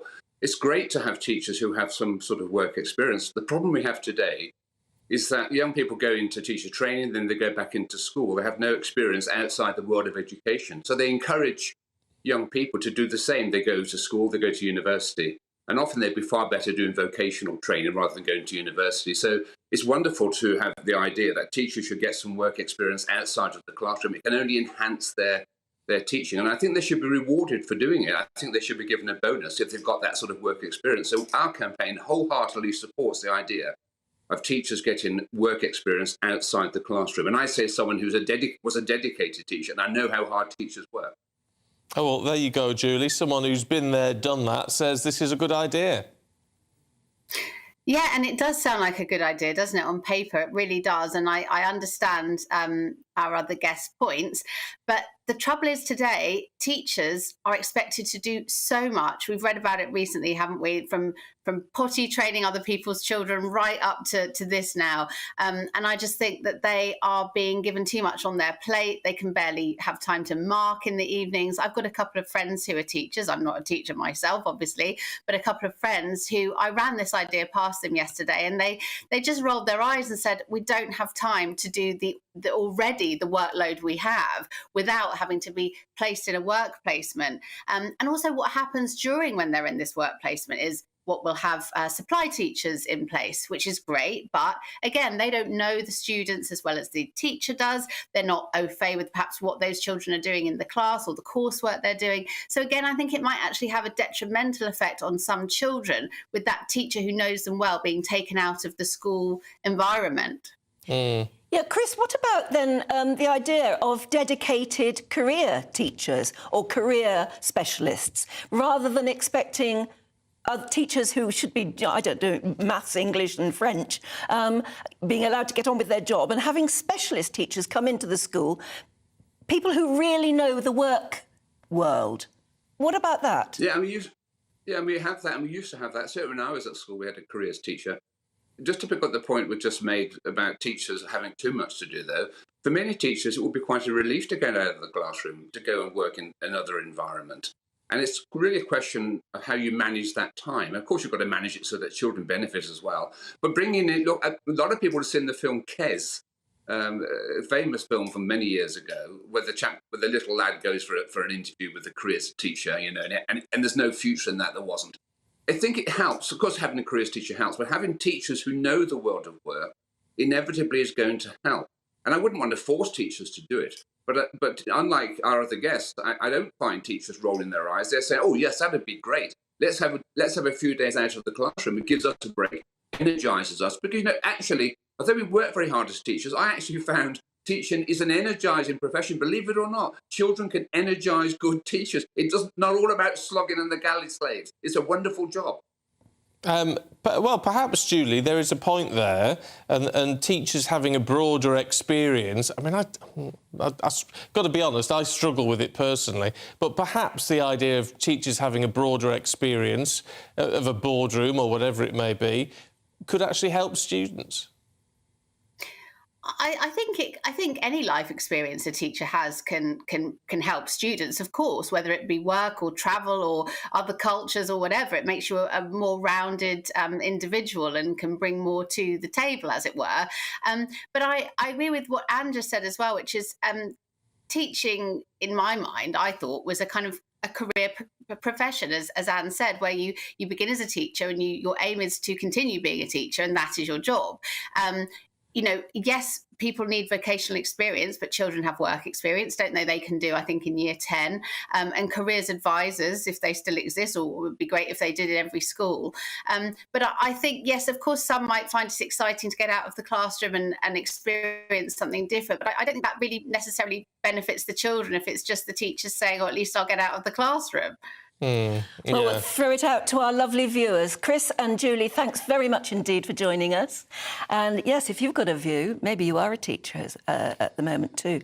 If you've got a view, what sort of careers advice did you have when you left school as well? I was just told it's a university if you want to do something, you know, like be a doctor, or teachers training college. That's all we were told. Oh, really? Yeah, absolutely. Really? Nobody even dreamt of the idea of going into newspapers, which is what I did in the end. Nobody had any experience of that at all to pass on. No, we had a careers advisor, and you had to fill in like you know, like on the Richmond test, you had to fill in the boxes, and then they came back a week later. Oh, you're a team player. With your results. Yeah. And mine said, as did everybody else's, really, that I could get a job in a rubber factory. Oh. Why? Don't know. Why a rubber factory? I have no idea. I don't really quite know what a rubber factory is. Was there a nearby rubber factory? No. Oh. There was no rubber factory anywhere nearby. So it said we should... I mean, if it said build ships, because you've got Vickers, VSCL nearby, then I could have understood it. But get a job in a rubber factory. Oh, that's really weird. I remember you didn't, that. though, did you? Obviously. No, I did not. Yeah. No. OK. Well, there you are. There you go. But if you've got a view on that, get in touch, won't you? gbviews@gbnews.com. If you do work in a rubber factory, please go and let me know what I'm missing. Yeah. Do you have, you know, does he have the what it takes to be a rubber factory worker? I mean, the thing is, back in those days... You could have had a mega career. You could be a giant in the world of rubber manufacturing. Things. Yeah. Back then, we just... Because it rubbers, you know, erasers. Yeah. So I thought, we're just on the end of a pencil. I was like, why do I build erasers? I'm sure it's something... Maybe it's making tyres. I have no idea. So if you do work in one, let me know. Broadcaster Paul Coit was never destined for this work. Did you ever have any career I did, actually. Yeah, I did. We had awful career advice. So it was the same thing. They put it through a great big computer and it would come out the same thing. And I do remember there was this boy in my class, Alan, his name was, and I still remember it, and we went in and we had to say, what would you like to do? And I remember saying, you know, I want to be on the radio. And then they said, well, you can't do that. People like you would never be able to do that. So I remember being told that. And he said, I want to be a television cameraman. And I still remember standing next to him. And they said, oh, you want to be a television cameraman? Do you know anybody else in the business? And he says, yes, my uncle is a television repairman. And, and I swear this, and I remember laughing, and he was dead serious. And unfortunately, I don't think he ever did. But do you think, if you're keen on sport, as you are, yes, you've got the best job in the world? Of course. Because you're paid to talk about sport. Yes. And you're paid to go to matches. Isn't it ridiculous? I know. How did you land that? We pay you. Well, hardly. But the thing is, I'm actually paying to do this. You are aware of that. But no, it is. It's crazy. And sometimes you find yourself... I think so many people, and I've spoken to my kids about this, and when they go, well, what am I going to do? You find yourself find a path. falling in, and the path kind of guides you as well as you guiding the path. All right, well, talking about finding a path... That's enough of my career's advice for the morning. Explain to me why British Airways... pilots. Right. Are helping to improve VAR. Right. Well, I was going to ask you the same thing and see if you can work out what the link could possibly be. Now... Not a clue. OK, VAR, the problem has been with communication. They're all talking to each other, and then you've got, OK, mate, yeah, I'll have a look at that. You have a look. OK, I'll have a look at the line. Are you OK? So it's about communication. So the pilots, what they're teaching them is how to keep it succinct, under pressure, clarity, accuracy, minimum syllables. Look, we've actually got a picture of a plane. I thought it was just sort of indicating they were going to fly a plane over the pitch to see what they could see. I thought it was about something to do with the ability to see things in 3 dimensions. No, it's purely communication between them, because it's so important, and the pressure under VAR, and honestly, when I watch this and then they show how they actually came up with the decisions, you've got people that are sitting in Stockley Park, they're watching this video and they're watching it intently like that, and then it's like, right, OK, we think it's offside. Then if you think there are millions all around the world that are watching this, the people in the stadium, they're having to draw lines and say, right, OK, we're going to look at this, take your time, and there's huge pressure. And then there's the communications between the referees that are on the pitch, those that are there, and it's getting jumbled. And under pressure, people start shouting and then we'll make the wrong decision. It's keeping it together, keeping it simple, and actually making the right decision under pressure. And that's why they're using... right position. Exactly, yes. And it's just feather or leather, feather or leather. That's what they're doing. Before we let you go this hour, Coity, Beefy Botham. Yeah, well, that's what I was going to... There's another question for you. So Ian Botham, one of the greatest cricketers we've ever had. How old is he today? We've got a little picture of Sir Ian, or Lord Baron Botham of Ravensworth in the county of North Yorkshire. What do you think? One of our greatest. That's it, from 81. 70. You're going for 70, and what do you reckon? How old is Ian Botham today? 62. 62. I'm going to give you another shot somewhere in between. 68. And? 67. 68 is the right answer. Correct. We'll have another round. Are you down as 80? 70. Oh, 70, all right, that's OK. Come on, 70. Oh, well, there you go. You don't want to argue with him. You don't want to argue. Always argue go on a lower number, if I was you. I'd never argue with him. He eats his 3 shredded wheat a day. Beefy. That's beefy for you. Yeah. Lovely stuff, Paul. Thank you. We'll see you a little bit later. Hayley Turner. Oh, yes, champion, one of our great jockeys, 1,000th winner this week. She's going to be with us as well. Oh, coming that up sounds, honestly, She's great. Brilliant. You'll love her. Yeah. Brilliant. That's fantastic. Now, when it comes to binge drinking, the Gen Z, we say Z is very American. We say Z. Anyway, they seem to be shunning it, apparently. We'll find out what's going on in Headline Makers in just a minute.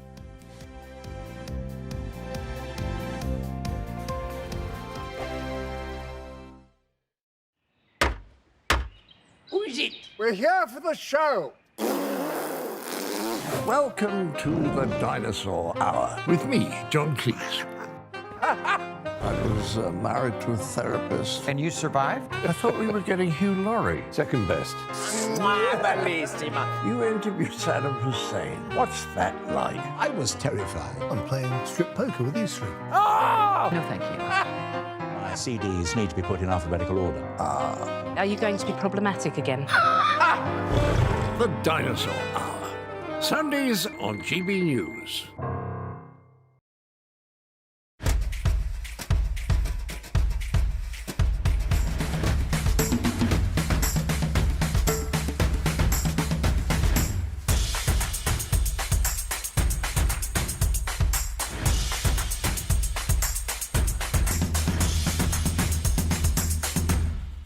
Wake up to the headlines with Headliners every morning at 5 a.m. We treat you to the day's biggest stories before anyone else, 7 days a week. You can catch up on everything you need to know before you've even had your kippers. Headliners every morning at 5 a.m. only on GB News, the People's Channel, Britain's news channel. GB News, unlike other broadcasters, isn't obsessed with the London-Westminster bubble. We think there's a nation beyond the M25, and that's why we talk about the issues that matter across the land. Join me on State of the Nation, 8 to 9 o'clock, Monday to Thursday, on GB News. Daisy's listening, and you should too. I think the most exciting bit for me is talking to people. People who I think are ignored often by the major news channels. We're going to give news they want to hear. There's a voice there that needs to be heard. I think there's a chance here for a diversity of opinion to be expressed, which you don't find elsewhere. It's really exciting. We don't hold back. We're free to say how decisions that are taken here affect us all around the country. Only on GB News, the People's Channel, Britain's news channel. There's only three people you can trust in life: your doctor, your lawyer, and your nana. I'm not sure. So join me, Nana Aquare, at 3 p.m. every Saturday and Sunday, where we discuss the biggest topics of the weekend. Be ready for battle. Could you be quiet? What is this? It's my new teeth. It's your new teeth. I don't bite. Well, not without a good reason. Always honest, always fun. Every weekend at 3 p.m. on GB News, the People's Channel, Britain's news channel. Your weekend starts here with Friday Night Live with me, Mark Dolan, 8 till 9 on GB News. Big stories, big guests and big laughs as we get you ready for a cracking weekend. That's Friday Night Live with Mark Dolan, Fridays 8 till 9 on GB News. Bring your own drinks, the admission's free. Tired of the usual focus-tested, pre-prepared Westminster runaround? Well, so am I. So you want higher taxes? Is your department to blame for this? Are you rethinking this policy? Every Sunday at 9:30, I'll be sitting down with those in power to get the truth about the issues affecting you. Let's be honest, we've known about the cost pressures of this project for years, not months. That's the Camilla Tominey Show, a politics show with personality. On GB News, the People's Channel, Britain's news channel.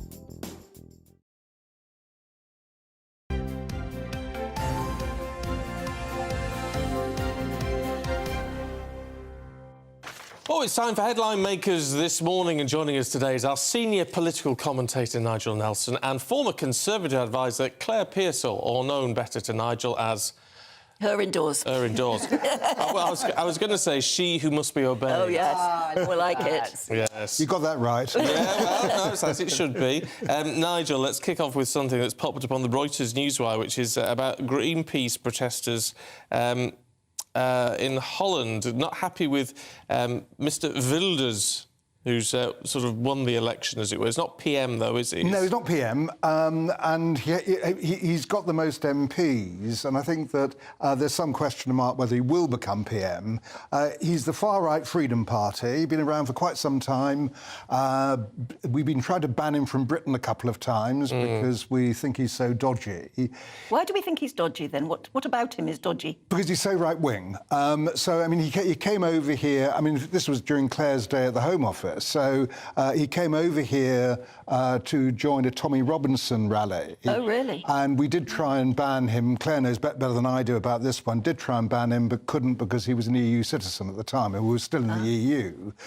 Curiously, it'd be interesting to see if we could ban him now. So he stood on a manifesto. It's interesting because he's on a number of front pages today, isn't he? Well, you can't miss him with that hair. No, exactly. The press are obviously very intrigued by him, aren't they? I mean, the manifesto he stood on was very anti-Muslim. So he's wanted to ban mosques in Holland, ban the Quran, ban Islamic schools. He's moving away from that now. He sees he's getting towards power.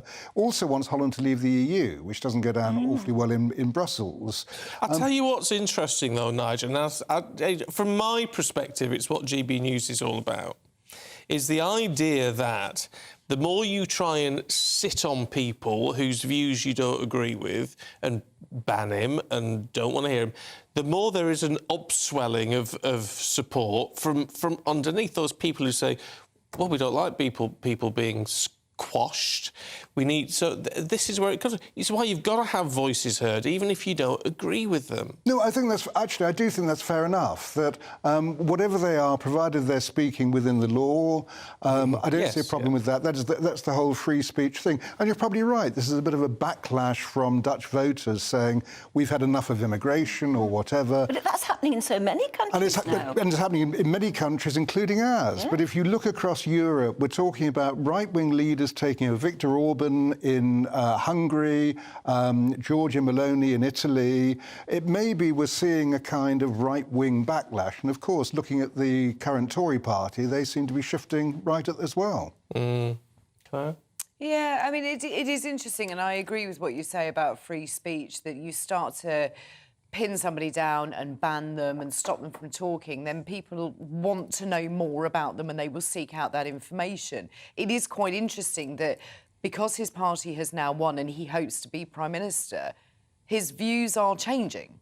This is pretty much almost on an hourly basis, and you can see him doing the maths of, I need to be of this persuasion, however, I mustn't go too far because... And he's doing that calculation, so he isn't stupid. And I think people tend to sometimes write off slightly more populist figures as either stupid, they don't know what they're doing, they're just there for attention, and they're not. Half the time, they're incredibly smart, they know what they're doing, they've worked very hard to get there. So I think that we need to pay attention to what's going on across Europe, especially as that's our nearest neighbour, with those much more right-wing parties coming through. So I think it's a really interesting time, but it does make me laugh. All of the pictures on the front pages do make him look a little bit like a Bond villain. He does look like, well, that's the hair, though. Absolutely. Yeah. The hair makes him look like a Bond villain. The sort of poses that he's But I think he knows that, though. You can tell he's almost posing, isn't he? Yes. I don't know why he would dye his hair like that. But look, lots of world leaders dye their hair and have their hair Bond done villains. And Bond villains. in extraordinary things. Yeah. That is a lot of maintenance. That is a lot of maintenance. It's a lot of maintenance to keep up. Because we teased it, I want to ask, are we saying Gen Z or Gen Z in this country? Yes, I think Gen Z we all go for, don't we? Yeah. Which is it's not very British. Anyway, this is in the Metro this morning. They're not binge drinking. No, it's quite interesting. The change of attitude of the younger generation towards alcohol. They don't want to follow in the footsteps, as we all do. We don't want to follow in the footsteps of our parents necessarily. So what was deemed acceptable by their parents or grandparents, the new generations coming forward are saying, well, actually, hold on a minute, it doesn't make me feel very good. It is very expensive. I've got to work very hard. So there's a lot of thought now going into the minds of the young people by saying, I don't look very good, my skin. And when you sort of look through the article, there's a number of young people, especially women, who say that their skin was suffering, their mental health was suffering, their hair was very dry, lank, you name it. They stopped drinking and saw a massive improvement in being rested. But don't you think Gen Z are also the vanity generation because they're the Instagram? They're all Instagramming themselves. I've found that my sons and their friends talk a lot about the way they look, the way they groom, male makeup, things like that. Honestly, they talk about it. And it's totally accepted by their generation that it matters what you look like and how you feel. I've got a 15-year-old son who's now very much into how he smells, which is good. We like that. Oh, yes, that's good. But also how he not for our house, it's not. It's very fragrant. Does it all stink of jus? I used to drown myself in jus. We're in some sort of unsavoury place in Italy or something like that. Yes. But he's also into now protein powders and working out. Because he's very concerned now about how he looks and his fitness levels, which isn't a bad thing, but it's very, very different from... I'll tell you what I find odd, though, is that even people like me, and I don't drink anymore, though I did back in my day, I probably overdid it, that you look at this and you go...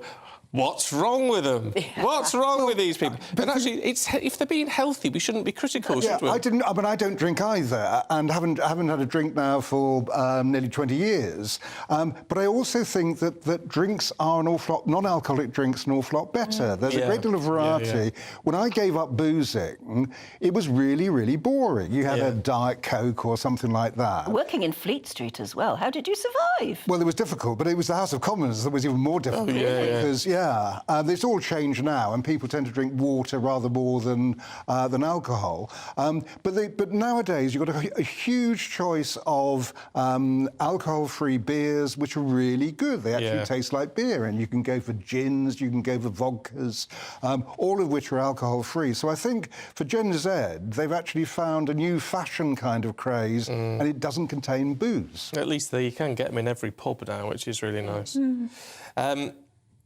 Yeah, it's totally acceptable to say, I don't drink. Yeah, it's not a surprise anymore. If somebody says they don't drink, you just say, oh, OK, what would you like instead? So I'm throwing my pen at you now. Yeah, it's not need to be rude. I've only had coffee. Do you drink? A little, not as much as Is that tempered by Nigel? I think some of it probably is, but also getting up in the middle of the night, the last thing you need is to have a hangover. The other thing I wonder about Gen Z, which is what Gen Z are the millennials, are they? Yes, yeah. Maybe they're fed up watching their parents get drunk too. And I think that was a lot of it. They looked at the lifestyle and the attitudes and the sort of bordering on alcoholism of their parents and said, no, actually, that's not the life for us.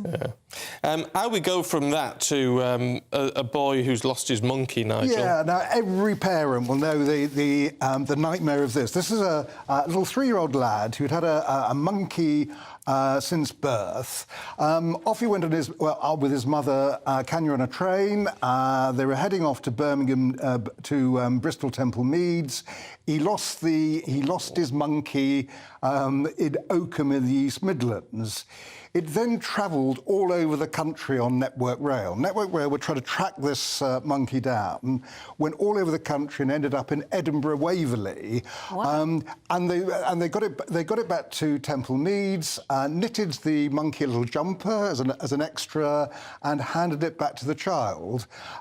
They charged them for the ticket? Well, no excess fare by the look of it. I mean, I know from my own experience, my own daughter was about 3, and she had a Lion King Disney soft toy.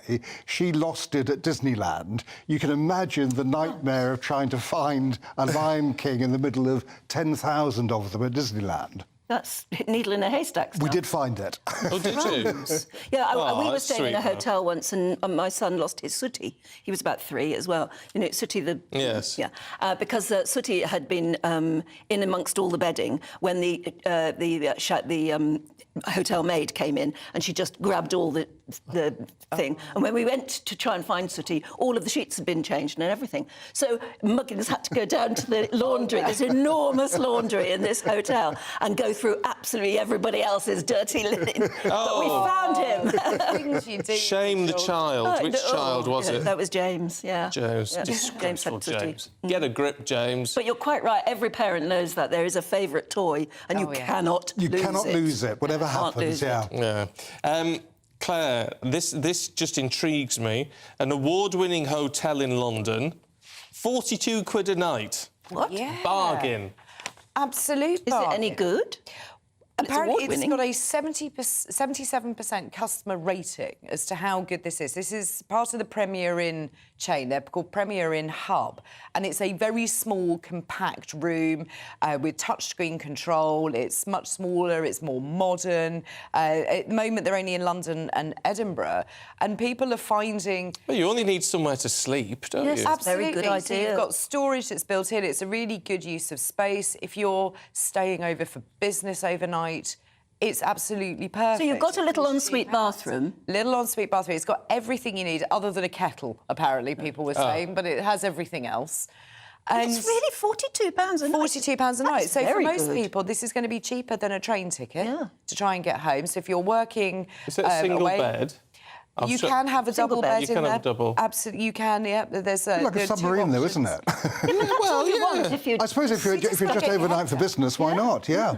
And I think that's where people are sort of looking now. If that's going to be cheaper than commuting, then you can stay in London or Edinburgh for a couple of nights and it's not going to bust the bank, rather than expensive train tickets. Or if you're staying up for a works party, then you can use that. And I think that's the way people are going. If you're going on holiday, you want something more luxurious and a bit special. To get your head down and have a night's sleep, it looks absolutely clean and perfect. You see, I love a Premier Inn or a Travel Lodge or somewhere like that. But sometimes they're quite big rooms. Well, what are you going to do with it? Yeah. When you're sleeping, you've got this enormous room and you just sort of think, well, that's very nice, but, you know, what a waste of space. Yeah, and a waste of money, because it can cost... I mean, it can cost a lot. Oh, yes. It's terrifying how much you pay for a room in what are these meant to be these sort of cheap chains now. £42, I'm all for that, and it's nice and neat and compact. Brilliant. And Premier Inn really are very, very good in that slightly less expensive line. I mean, they're clean, you know, beautifully proportioned. So long as that's the thing I always think with a hotel like that, when you just, you know, for work or business or whatever it is, or just a night out, so long as it's clean, as long as the bathroom's clean. And the bed is comfortable. And the so bed you is actually sleep comfortable. more. And that's it's not all you too need. noisy. I think that's the only other thing, is if there are lots of those cubicles side by side, would it be dreadfully noisy? I don't know. But not if it's highly I think rated. they use a lot of technology these days to rule out the noises. The snoring. The snoring. The snoring, that's what it is. Nigel, Claire, thank you very much indeed. Good to see you. We'll see you in the next hour. All the top stories heading your way, including the latest on the ceasefire. Who is it? We're here for the show. Welcome to the Dinosaur Hour with me, John Cleese.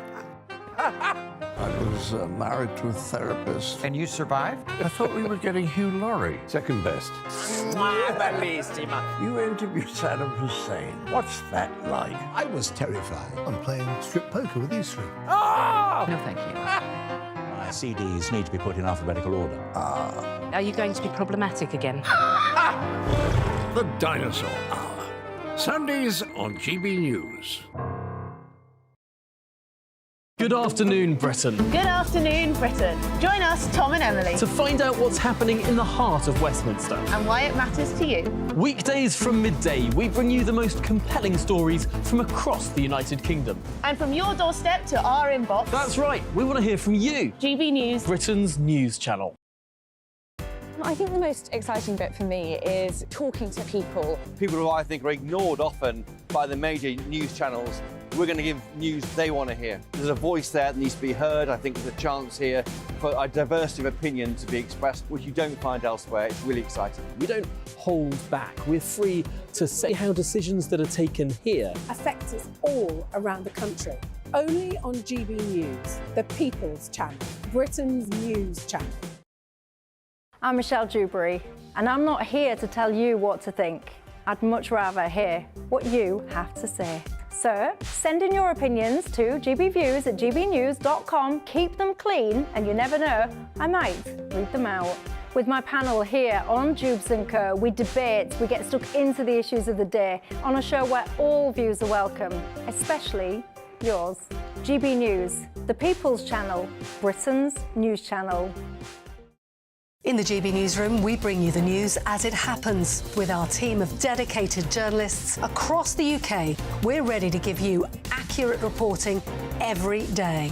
When the news breaks, we'll be there with bulletins on GB News, the People's Channel, Britain's news channel. Your weekend starts here with Friday Night Live with me, Mark Dolan, 8 till 9 on GB News. Big stories, big guests and big laughs as we get you ready for a cracking weekend. That's Friday Night Live with Mark Dolan. Fridays 8 till 9 on GB News. Bring your own drinks. The admission's free. GB News, unlike other broadcasters, isn't obsessed with the London-Westminster bubble. We think there's a nation beyond the M25, and that's why we talk about the issues that matter across the land. Join me on State of the Nation, 8 to 9 o'clock, Monday to Thursday, on GB News. Daisy's listening, and you should too. Tired of the usual focus-tested, pre-prepared Westminster runaround? Well, so am I. So you want higher taxes? Is your department to blame for this? Are you rethinking this policy? Every Sunday at 9:30, I'll be sitting down with those in power to get the truth about the issues affecting you. Let's be honest, we've known about the cost pressures of this project for years, not months. That's the Camilla Tominey Show, a politics show with personality. On GB News, the People's Channel, Britain's news channel.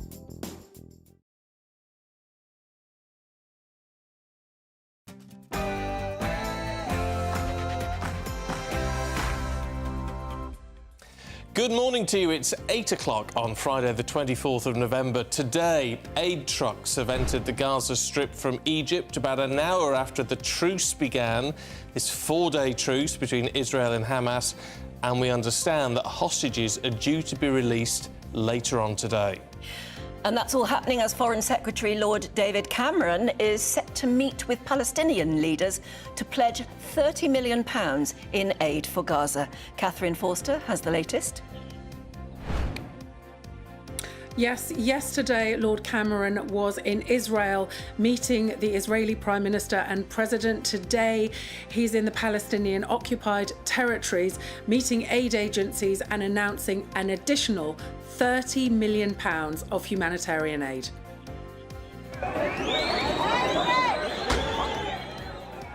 Violence erupts in Dublin after 5 people are injured in a knife attack outside a school, including a 5-year-old girl. Dougie Beattie has more. The cost of violence is really quite obvious. A bus being lifted that was burnt and a tram behind us. The night of riots in Dublin wakes up to a new morning. The Prime Minister is facing mounting pressure from his cabinet to cut migration as figures reach an all-time high. And earlier we spoke to the Work and Pensions Secretary, Mel Stride. Here's what he had to say about that. We accept that the figures are too high, and that's why, for example, recently we announced that in the case of 150,000 student visas, we'd be clamping down on them. Going to be debating that this hour. Also coming up for you, Alex, has your weather forecast. You will notice a colder feel out there today, but for many it's going to be a fine, bright day with some sunshine, frosty one overnight. Join me later for a full forecast going into the weekend. It's all going on because Paul's got your sport. I do. Premier League is back this weekend, thank goodness. The final F1 race of the season is in Abu Dhabi at the weekend. But we're looking back a couple of days because Hayley Turner became the first woman to ride 1,000 winners on the flat races. It's some performance and she's going to be with us shortly. It sounds almost impossible, that, doesn't it? It does. It's a heck of a lot. You'd be a bit saddle sore. Yes. There you go. If you did one after the other, yeah. Don't mention that. No, okay, please, well, if you could keep that away from me. Yeah, I'd all right, appreciate it. thank you. Yeah, that's me, Tel. Good morning, I'm Stephen Dixon. And I'm Ann Diamond, and this is Breakfast on GB News.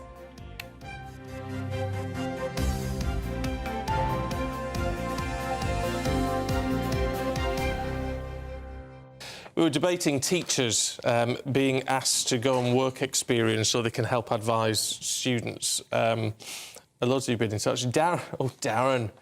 Darren's been in touch on teachers being very busy already, saying one comment, 13 weeks holiday.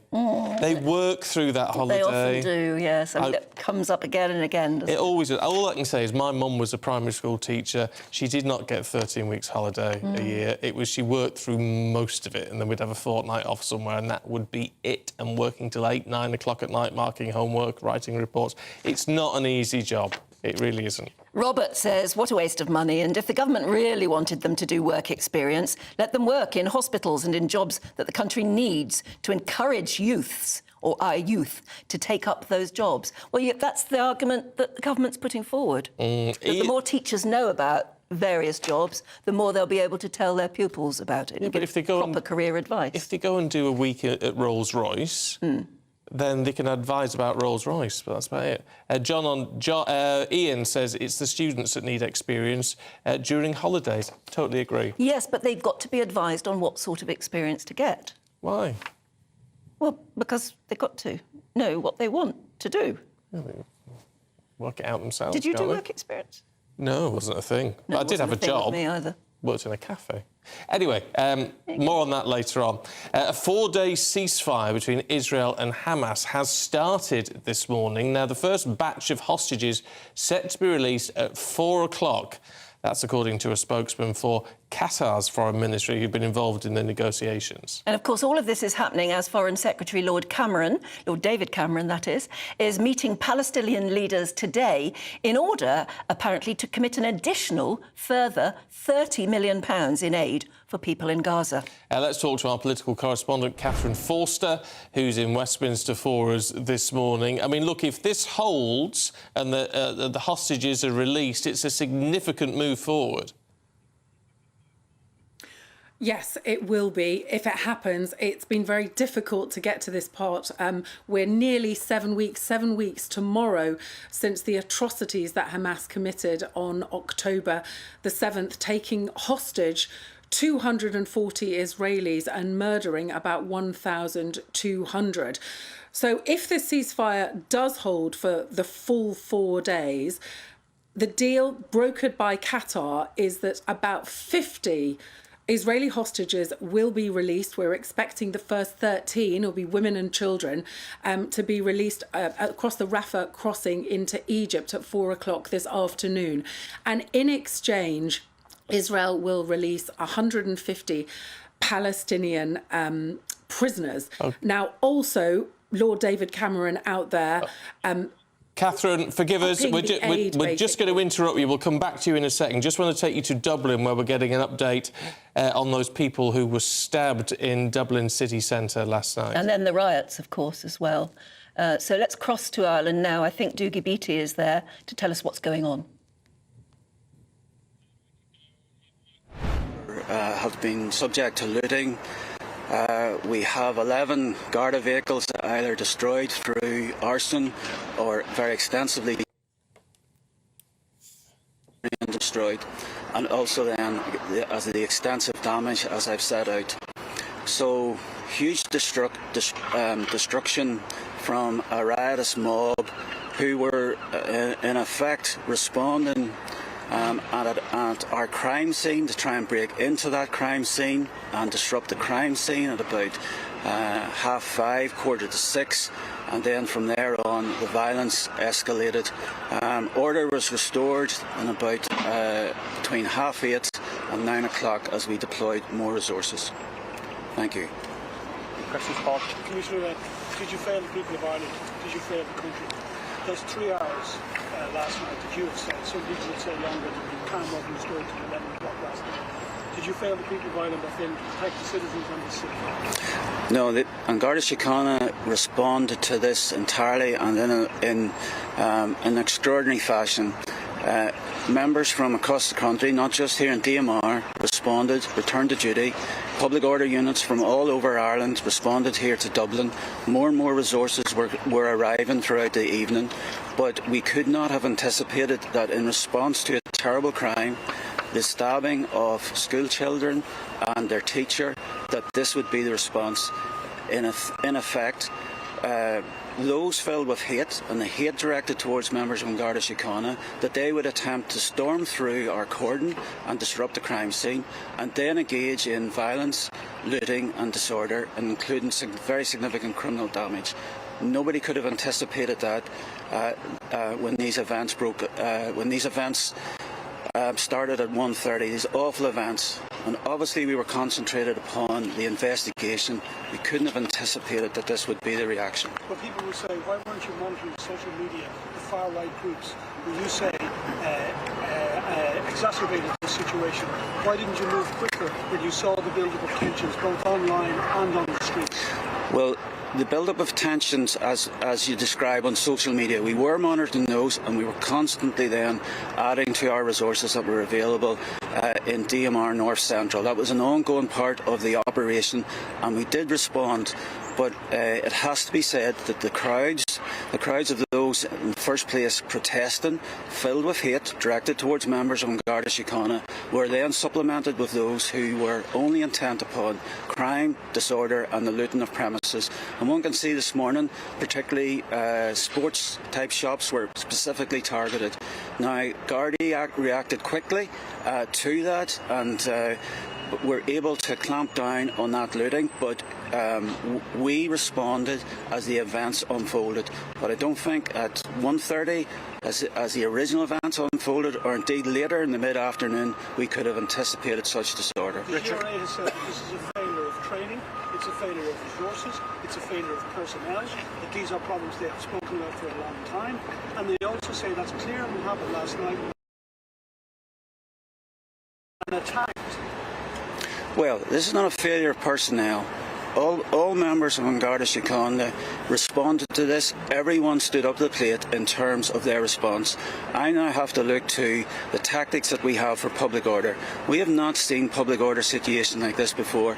This may be behaviour which is apparent in other countries, but I think that we've seen an element of radicalisation.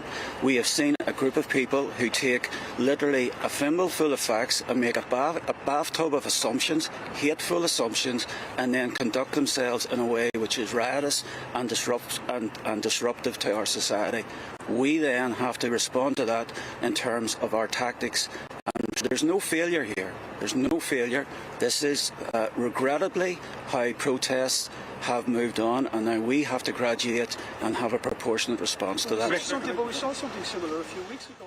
OK, let's leave the Commissioner there and head to Doogie Beattie, who's in Dublin, close to where all this was taking place yesterday. I mean, I don't think you could hear that, but it's interesting that the Commissioner saying, Doogie, you know, there's been no failure here on behalf of the Garda. This is all down to the hate-filled actions of those rioters. Well, I can see why he's trying to defend that position. And you've got to say, tactically last night, the Garda responded extremely quickly. There's no doubt about that. Their plan to actually squeeze the protesters, which then turned into rioters, into the side streets and take them out of the equation was masterful, to say the least. It was a lesson in how to deal with that sort of riot. I mean, look at behind me now.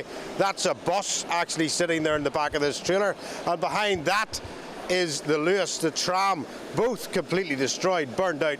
Millions of pounds worth of damage done there, and quite a few shops in this area.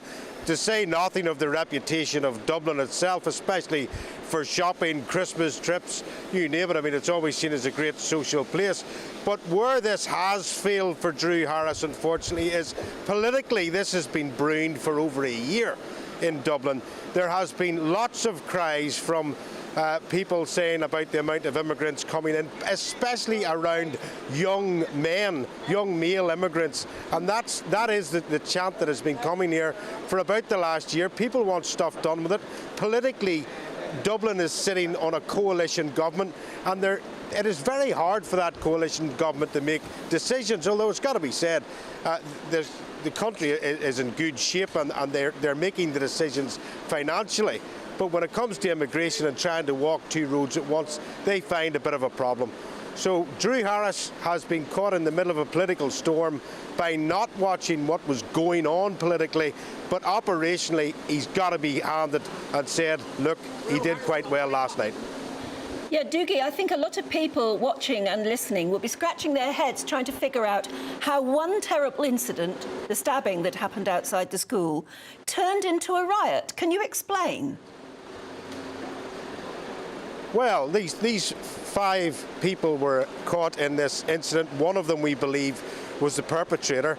The other 4, a woman and 3 children, were stabbed.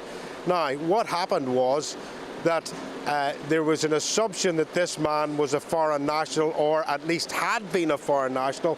And then when Drew Harris was asked about this, he wouldn't confirm one way or the other, which then started this bubbling that we've been talking about the last year in Dublin, right the way across Ireland, because quite like the rest of Britain, there's massive waiting lists here on doctor surgeries, school places. It's not that they haven't got the infrastructure here. It's the fact that there's too many people for the infrastructure, very like the rest of the UK at this minute in time. So there's a lot of resistance to immigration coming in. So those that used this on social media sparked it off to say that it was because Drew Harris wouldn't confirm or deny. They took it that he was a foreign national, and the protests started down here. Now, Drew has said that they tried to get into the crime scene itself, which is where we were earlier on this morning, and that in itself sparked a clash between the Garda Síochána and the protesters that then turned it into a riot, and the outworking of it is this right now that we're looking at. So it is very complicated, but it's not really any different from what's going on across the whole rest of the UK, and that feeling that the indigenous population feel that they are being trampled over the top of, and they want answers, and politicians not wanting to get involved in the middle of it, and very much leaving it on the plate of the police services. OK. Doogie, for now, thanks very much indeed. It was a very interesting phrase that the Garda Commissioner used, didn't he? He said people on social media particularly took a thimbleful of facts and turned them into a bathtub full of assumptions. And that's what happens. Yeah. Well, we'll keep you up to date with any developments on that, of course. In the meantime, let's turn our attention to the Princess of Wales, should we? She's expected to highlight... Sorry. No, I'm so excited. I want to get on with it. She's expected to highlight how the cost of living is perceived to be the biggest issue facing parents and carers of children under 5. Yes. In fact, new research commissioned by Princess Catherine's Centre for Early Childhood has been published now to coincide with a royal visit to a baby bank, supporting families in the run-up to Christmas. Well, our royal correspondent Cameron Walker has more details. Morning, Cameron. Good morning, Stephen. Yes, well, the Princess of Wales launched her Centre for Early Childhood to raise awareness about the importance of the first 5 years of a child's life and how that can impact their adulthood. Now, the centre has commissioned new research published this morning asking a selection of British adults what they thought the biggest issue facing parents and carers of children aged 0 to 5 was. And these are the results. So the research carried out by Ipsos found around 1 in 3 adults think the cost of living is the biggest issue facing parents and carers of children under 5. This is followed by the availability of cost and the cost of childcare. Around 1 in 5 parents and adults think that is the case. And this is also followed that parents of children aged 0 to 5 are more likely to mention a lack of support and advice. Just 1 in 10 think that is a big issue. But compare that to the general population of Great Britain. Only 6% think that is the biggest issue, the lack of support. Now, new research found that all of these issues are interlinked, or Brits think that all these issues are interlinked. So, for example, the cost of living means that parents could have to work more in order to earn more money. But that means they're not looking after their children and therefore need more childcare and will have to pay for that. And that, all in turn, means less money, but also less time spent nurturing their children. So why does all this matter? Well, the Princess launched her Shaping Us campaign earlier this year, trying to raise awareness about the importance of early childhood and how those experiences can shape the adults we become. And the science shows that a nurtured childhood can help prevent mental health problems, anxiety, depression, abuse and addiction as well. And the Princess spoke about this at length earlier last week. So let's see what she said. When I've asked many individuals whose lives have reached crisis point, in prison rehabilitation programmes, addiction recovery centres, or those affected by homelessness, what would make the biggest difference in preventing similar pathways for future generations? They often talk about providing safety, belonging and love in early childhood. So Cameron's with us.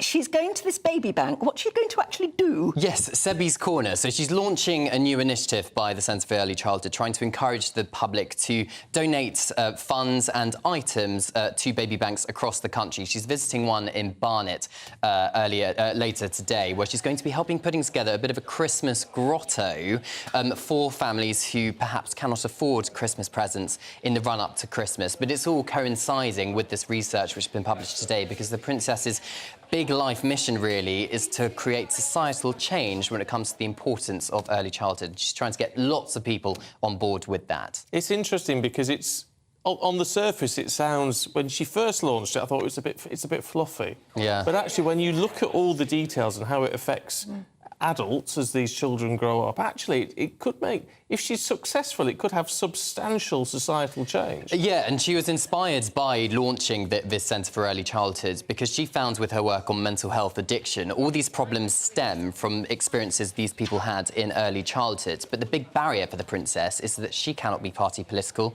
she can't create policy, but what she can do is get different experts and policymakers around the table to talk and come up with a solution which everyone agrees with, cross-political. Yeah. I came across one of those viral videos of her yesterday. I don't know how old it is, but she and Prince William were out meeting school children, reams and reams of school children, and William was talking to them about all sorts of things. And then you see the camera go to her, and she's talking to a little boy, and this child asks her, "Who are you then?" And she says, "I'm married to him." Oh, she's just charming. She is. I think she's very good with people, and in fact, when you see them on engagements, Prince William's always trying to hurry up the Princess of Wales because she just loves talking to ordinary members of the public. Oh, good honour. Yeah. I've never had the pleasure, but I will one of these days, Cameron. I will. Let's invite her in here. Yes, she'll come on. Well, should we talk about that, ma'am? And you'd be very welcome to come in and discuss that. We shall see. We shall see. Fingers crossed. Anyway, coming up, we're going to be asking, this will get you going, has immigration got out of control? We're debating that issue in just a moment.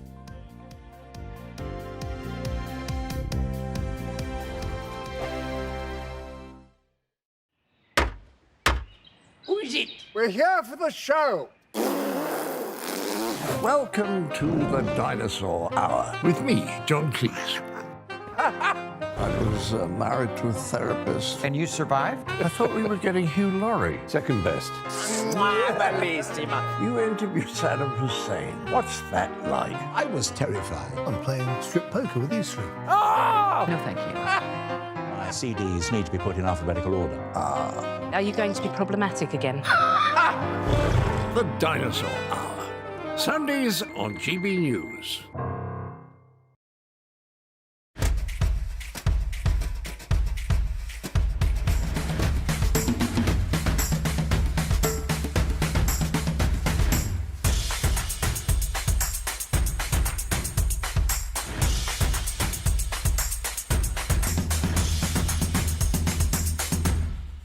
Wake up to the headlines with Headliners every morning at 5 a.m. We treat you to the day's biggest stories before anyone else, 7 days a week. You can catch up on everything you need to know before you've even had your kippers. Headliners every morning at 5 a.m. only on GB News, the People's Channel, Britain's news channel. GB News, unlike other broadcasters, isn't obsessed with the London-Westminster bubble. We think there's a nation beyond the M25, and that's why we talk about the issues that matter across the land. Join me on State of the Nation, 8 to 9 o'clock, Monday to Thursday, on GB News. Daisy's listening, and you should too. I think the most exciting bit for me is talking to people. People who I think are ignored often by the major news channels. We're going to give news they want to hear. There's a voice there that needs to be heard. I think there's a chance here for a diversity of opinion to be expressed, which you don't find elsewhere. It's really exciting. We don't hold back. We're free to say how decisions that are taken here affect us all around the country. Only on GB News, the People's Channel, Britain's news channel. There's only 3 people you can trust in life. Your doctor, your lawyer, and your nana. I'm not sure. So join me, Nana Aquare, at 3 p.m. every Saturday and Sunday, where we discuss the biggest topics of the weekend. Be ready for battle. Could you be quiet? What is this? It's my new teeth. It's your new teeth. I don't bite. Well, not without a good reason. Always honest, always fun. Every weekend at 3 p.m. on GB News, the People's Channel, Britain's news channel. Your weekend starts here with Friday Night Live with me, Mark Dolan, 8 till 9 on GB News. Big stories, big guests and big laughs as we get you ready for a cracking weekend. That's Friday Night Live with Mark Dolan, Fridays 8 till 9 on GB News. Bring your own drinks, the admission's free.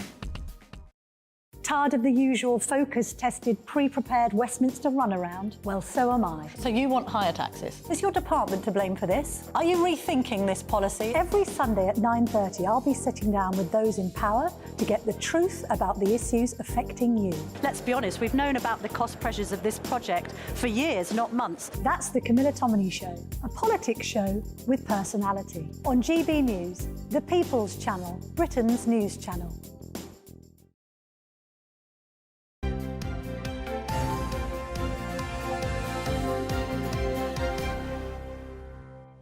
8:24, good morning to you. Now, the Prime Minister is facing cabinet pressure to take new action on reducing migration. Now, that's following the latest net migration figures that show a record high of 672,000. That's according to the Office for National Statistics. Now, earlier we spoke to Work and Pensions Secretary Mel Stride to get his view on that.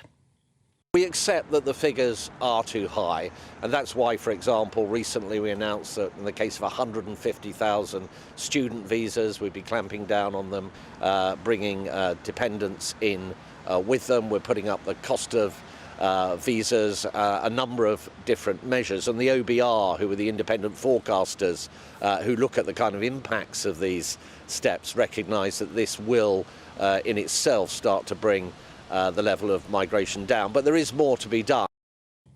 So, is migration spiralling out of control? Well, let's debate that with Deputy Leader of Reform UK, Ben Habib, and broadcaster and commentator Fahimah Mohammed. Good to see you both this morning. Ben, what do you think? I sort of expect I know what you're going to say. Well, I don't think it's spiralling out of control. I think it has spiralled out of control, hasn't it? You know, we've had... If you look at the gross numbers, not the net numbers, people always talk about the gross numbers, but from a social fabric perspective of this country, you have to look at what's happening to the underlying constituency of the United Kingdom. And in the last 3 years, we've had something like 3.5 million immigrants come to the UK. That's 5% of the United Kingdom's population. That's a massive turnaround. And the social fabric of the country is bound to be tested with such dramatic movement in people. In the last 25 years, I think we've had more migration to the United Kingdom than we'd had in all of history before that. And I'm not against migration. The interaction of, indigenous British people, for want of a better description, and people from different cultural backgrounds, different heritages, is a very healthy thing. Societies can only evolve and become stronger and better if they have diversity of thought and if they have to interact with people from different backgrounds. But what we've had is unbridled migration at a rate where cultures are not being absorbed into the UK. And as a result, multiculturalism has not become an assimilation of what is best for the strengthening of a homogeneous society. What we've got is multiculturalism being operated in multiple silos across the UK without integration. And I think, we saw this in France earlier this year when an Algerian young man was shot in Paris by the police. And France went up in a blaze of inter-ethnic violence from Marseille all the way to Calais. And unless we're careful, that's going to come to the United Kingdom. We're much less likely to do it. We're much sort of more docile people, as it were, than the French, as we all know. But, that is my big fear. Then, of course, there's all OK, well, let's get a word in. OK, I think it depends who you ask when it comes to migration. And I think that we have had recent studies and articles in September from the Migration Observatory in Oxford University stating that the higher educated you are, that you would actually be OK with immigration, because it's depending on how you look at it, from which aspect, whether you're looking at it from the race that you allow into this country, whether it's the skilled, whether when we talk about integration, we have so many people that are working in the UK that are highly educated and integrated. In fact, 3/4 of the UK is owned, probably the land even on this building is probably owned by foreigners and immigrants. So that's not an issue. I think that the actual issue is that it's not about the amount of people that are here. It's about why is it a problem that there is the people that are here when it comes to certain maybe minorities, certain cultures and backgrounds. Well, we've allowed them in. I mean, these are legal migrants, aren't they, we're talking about? But even the illegal ones, we always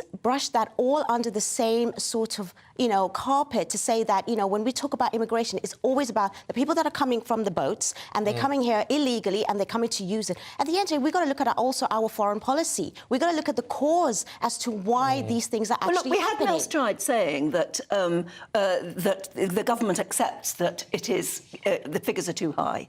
But maybe it's also to do with the processing of the actual... Well, absolutely, but that's what I was going to say. He says on the one hand that, in fact, you put that point to him, didn't you? He says the figures are too high, but these are legal migrants that our rules have allowed in. So why... On the one hand, is he saying they're too high? Because it must be his fault. Well, the government, in, I think, a false pursuit of sustaining GDP and an inability to fix our own broken labour market, has thrown open the doors to low-skilled work. If you look at the minimum wage that you need to achieve in order to get a work visa, it's £26,000. That's more than 20% less than the median wage of the average British worker. So the effect of that is effectively to undercut British workers, keep a lid on wages, give British workers who are already being taxed to hell with a government that's effectively bust, no real incentive to come to work because they don't get adequately paid. We are operating a third world economic, low-skilled economy. There's no impetus for upskilling, for automation, for moving the economy from that sort of low-skilled base into what we should be. That's not an immigration problem. I think it's about just people in generally who are not really willing to work. At the end of the day, we have a lot of people that want to come here to build their lives. They actually don't want to leave their homes. They don't actually choose to. We're not talking about people who are... At the end of the day, regardless of who you think you're talking about, when we are talking about these things about, it's giving more opportunity to the underskilled and taking away jobs from, the people that really need it, it's really... No, it's not about who needs it. The trouble is, there are so many different facets to this. Exactly. But can I just ask, because we're out of time, technically, I want to ask you both, just briefly, Faima, in terms of the integration issue, would there be fewer problems in the UK with how we perceive migration if people came in, ended up being more like Ben, because presumably your heritage with a name like Habib, somewhere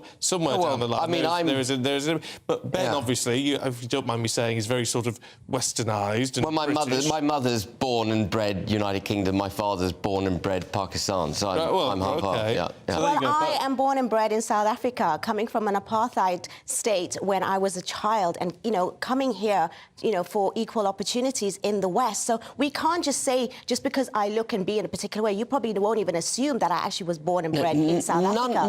It's got nothing to do with that. I think integration is about the fact that we just have our own prejudice and we just don't know how to actually understand the world better. And if you're well-educated and well-travelled, you'll realise I think that's totally underestimating the extent of the bias. No, it's not. It is, because you not have at all. Come from a particular thought and frame of mind, then you were obviously going to say, and this is how and this is where the whole point about interacting with other cultures is for diversity of thought. And what you've just tried to do is shut down discussion. What you're trying to say is, if you're not prepared... talking about discussion. Can I finish? What you're saying is, if you're not prepared to accept our views in our culture, the way we express them, then it's you who's being bigoted. We come here and we abide by the law of the land. No one's saying it's got to be our way. But no one's suggesting you're not abiding by the law of the land. What I'm suggesting is that for a homogeneous, harmonious society, you have to have shared values and you have to come together. And that is happening. And it is not happening.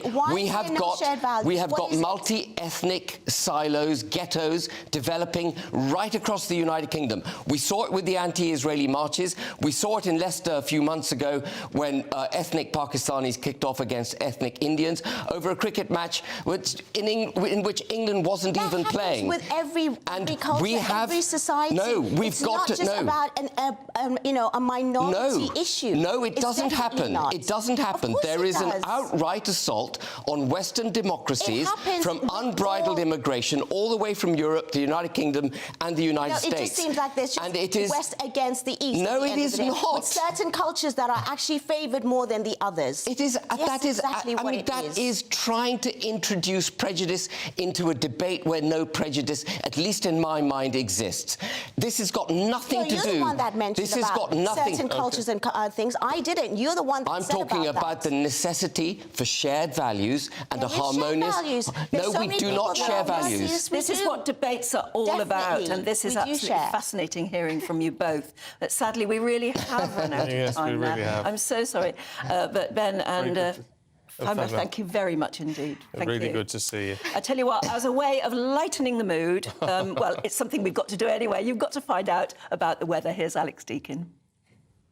Good morning, I'm Alex Deakin. This is your latest weather update from the Met Office for GB News. You'll notice a chill today. It has turned quite a lot colder, but for many it'll be a fine, bright day with some sunshine. Quite cloudy this morning over Wales and southwest England. Still a few showers just coming into parts of Wales as well. The clouds should break up a little through the day, but generally staying quite cloudy. Certainly staying windy along these eastern coasts. A few showers may just clip the eastern side of England and the northeast of Scotland. It'll certainly feel raw here, 5 or 6 Celsius with that pretty chilly wind. Elsewhere, the winds are a bit lighter, but it is still quite a lot colder than it has been.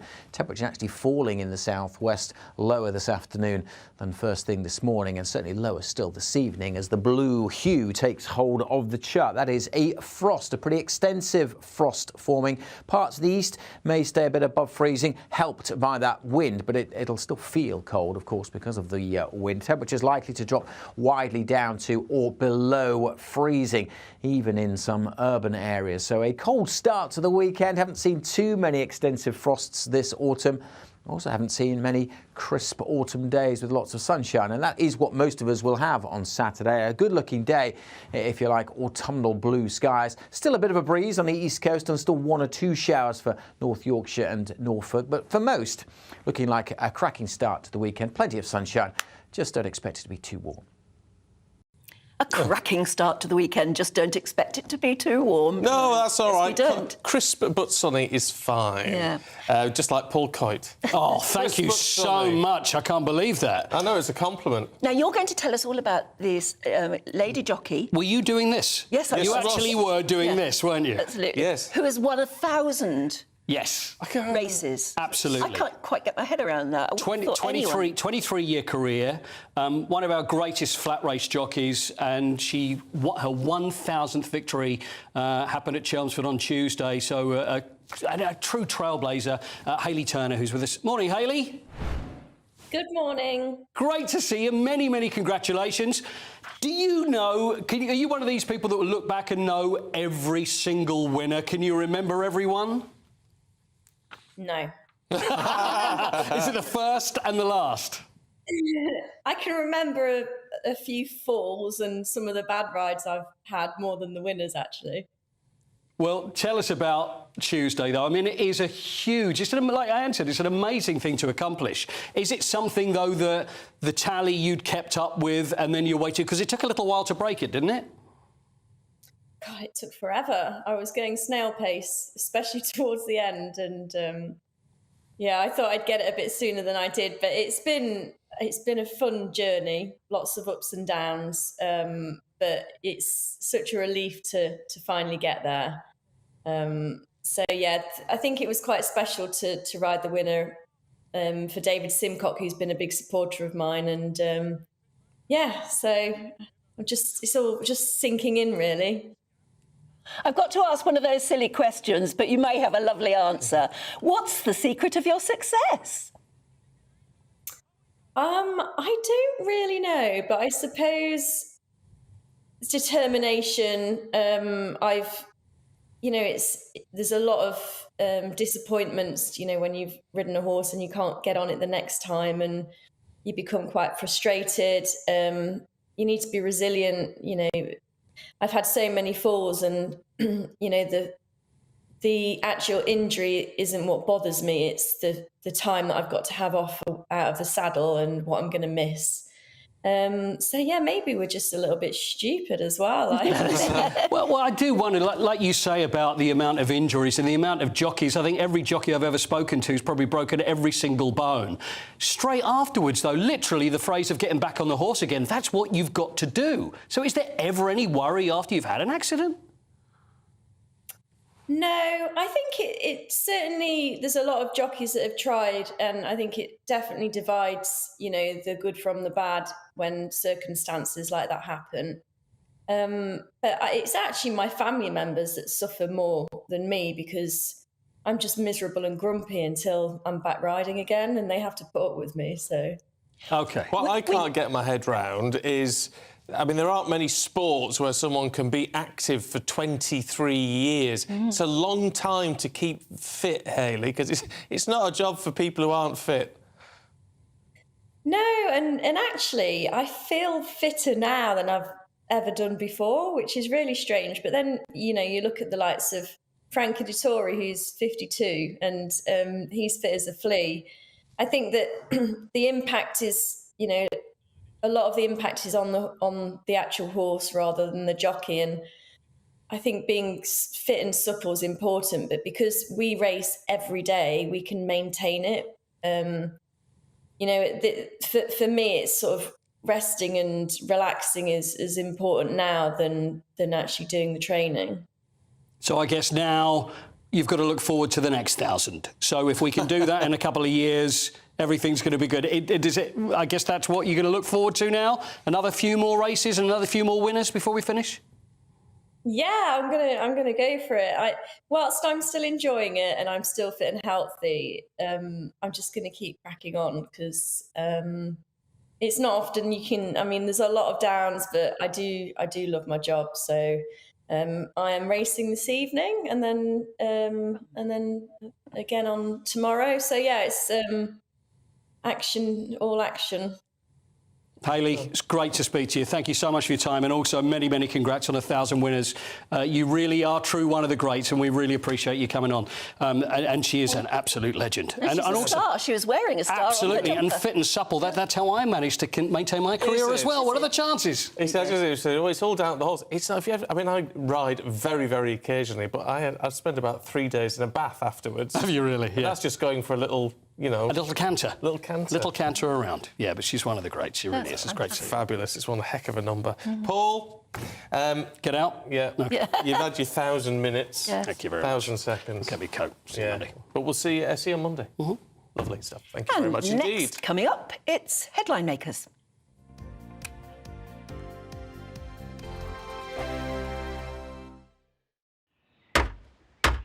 Who is it? We're here for the show. Welcome to the Dinosaur Hour with me, John Cleese. I was married to a therapist. And you survived? I thought we were getting Hugh Laurie. Second best. You interviewed Saddam Hussein. What's that like? I was terrified. I'm playing strip poker with these three. Ah! No, thank you. My CDs need to be put in alphabetical order. Are you going to be problematic again? The Dinosaur Hour. Sundays on GB News. Good afternoon, Britain. Good afternoon, Britain. Join us, Tom and Emily, To find out what's happening in the heart of Westminster. and why it matters to you. Weekdays from midday, we bring you the most compelling stories from across the United Kingdom. And from your doorstep to our inbox, That's right, we want to hear from you, GB News. Britain's news channel. I think the most exciting bit for me is talking to people. People who I think are ignored often by the major news channels. We're going to give news they want to hear. There's a voice there that needs to be heard. I think there's a chance here for a diversity of opinion to be expressed, which you don't find elsewhere. It's really exciting. We don't hold back. We're free to say how decisions that are taken here Affects us all around the country. Only on GB News, the People's Channel, Britain's news channel. I'm Michelle Dewberry, and I'm not here to tell you what to think. I'd much rather hear what you have to say. So, send in your opinions to gbviews@gbnews.com. Keep them clean, and you never know, I might read them out. With my panel here on Jubes & Co, we debate, we get stuck into the issues of the day on a show where all views are welcome, especially yours. GB News, the People's Channel, Britain's news channel. In the GB Newsroom, we bring you the news as it happens. With our team of dedicated journalists across the UK, we're ready to give you accurate reporting every day. When the news breaks, we'll be there with bulletins on GB News, the People's Channel, Britain's news channel. Your weekend starts here with Friday Night Live with me, Mark Dolan, 8 till 9 on GB News. Big stories, big guests, and big laughs as we get you ready for a cracking weekend. That's Friday Night Live with Mark Dolan. Fridays 8 till 9 on GB News. Bring your own drinks. The admission's free. GB News, unlike other broadcasters, isn't obsessed with the London-Westminster bubble. We think there's a nation beyond the M25, and that's why we talk about the issues that matter across the land. Join me on State of the Nation, 8 to 9 o'clock, Monday to Thursday, on GB News. Daisy's listening, and you should too. Tired of the usual focus-tested, pre-prepared Westminster runaround? Well, so am I. So you want higher taxes? Is your department to blame for this? Are you rethinking this policy? Every Sunday at 9:30, I'll be sitting down with those in power to get the truth about the issues affecting you. Let's be honest, we've known about the cost pressures of this project for years, not months. That's the Camilla Tominey Show, a politics show with personality. On GB News, the People's Channel, Britain's news channel.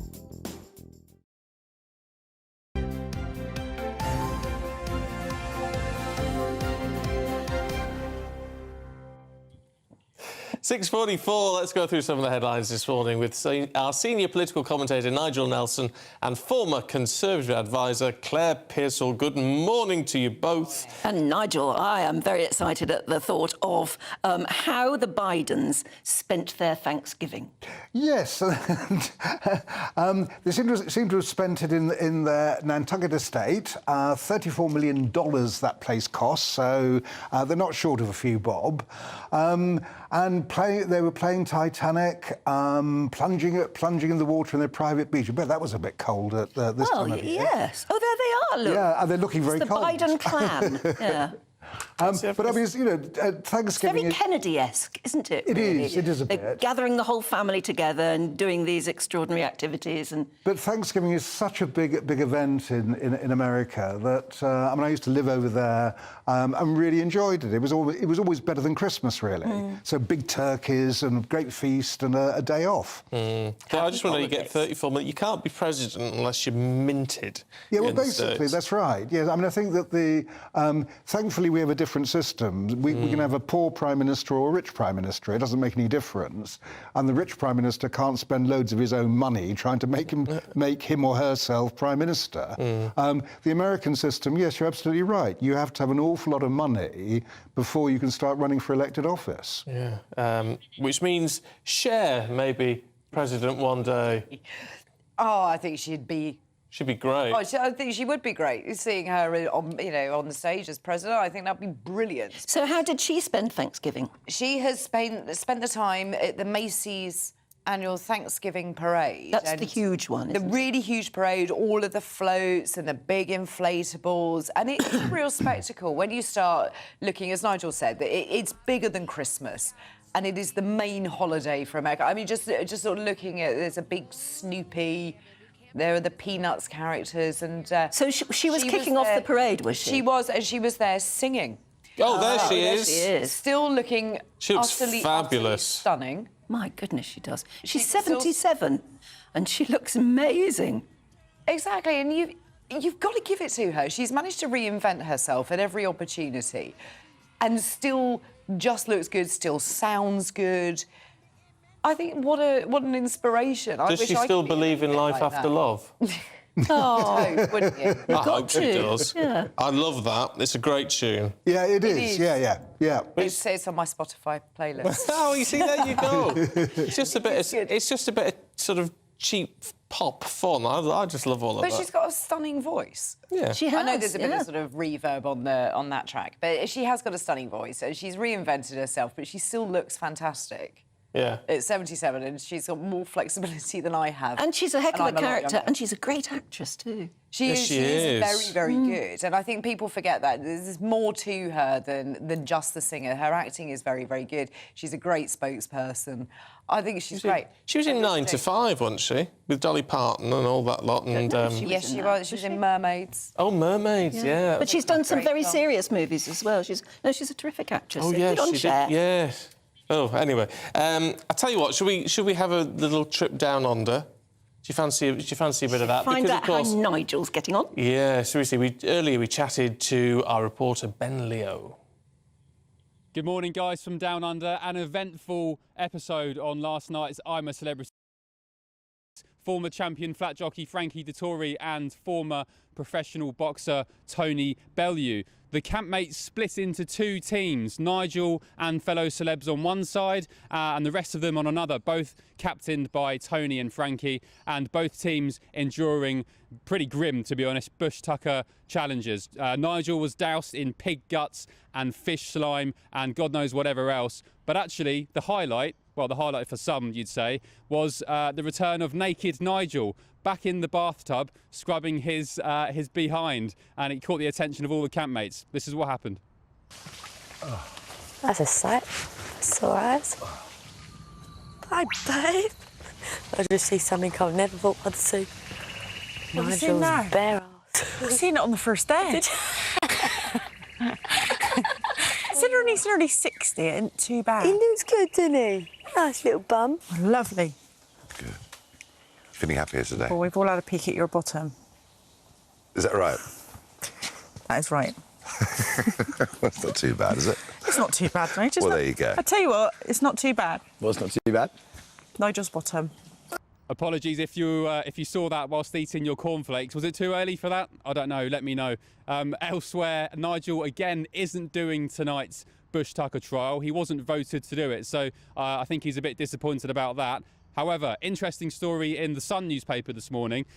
Show insiders reckon Nigel has sneakily been wearing his camp T-shirt the wrong way round, so wearing it so his number for the public to vote for him on is facing forward. I looked back at a couple of old episodes, and actually in one scene where Nigel's doing exercises with some logs, that is the case. So who knows if that's just a mistake or if Nigel has cheeky ulterior intentions. Who knows? But just over 2 weeks to play for left of this series, and a lot more fun to come, guaranteed. There you go. There you go. Nigel's bottom. What can you say? I mean, that sort of stuns everybody into silence. It sort of does. At least he's clean. At least he's clean. Well, he's trying, but I mean, there didn't look as though there was even an inch of water in that bath. And you just sort of wonder how much soap they realistically have out in the jungle. He did look upset last night to end up on the losing team when they were doing the final trial and splitting the teams up. Oh, you were watching it? We were both watching it. Really? Yeah, we were both watching it. And it was at that point, and just look at his face, I thought, you don't like to be a loser. No, well, who does? Who does? He wouldn't be where he is now. Well, that's right, exactly. If you were a loser, or if you were happy to be one. We're not going to be losers weather-wise next. Well, it depends how you look at it, I guess, Nigel.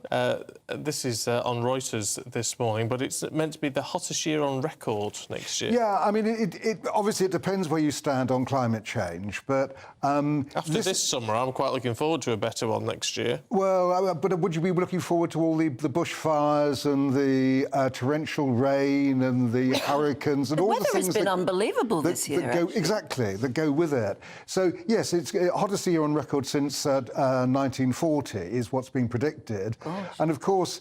They're also saying now, these are the scientists, that the 2015 Paris Agreement, which was meant to get global warming below 1.5 degrees increase on pre-industrial levels, we're not going to meet it. It's just not going to happen. So it kind of depends where what you feel about climate change. I find the way that this country is going really quite depressing. So Labour have abandoned their £28 billion investment into a green Britain. The Tories are quite clearly moving away from targets that they set previously at COP26. So frankly, we're not going to make it, and I personally believe we will all suffer from that, but of course other people have different views. Yeah, but we produce, and I'm not saying we shouldn't do anything, I'm absolutely not, but it's worth keeping in context. We produce 1% of the globe's emissions. Well, yeah, yes. I mean, admittedly, we've got 1% of the globe's population, so it's all in target. Yeah, but equally, we contributed 10% of the world's emissions because we led the Industrial Revolution.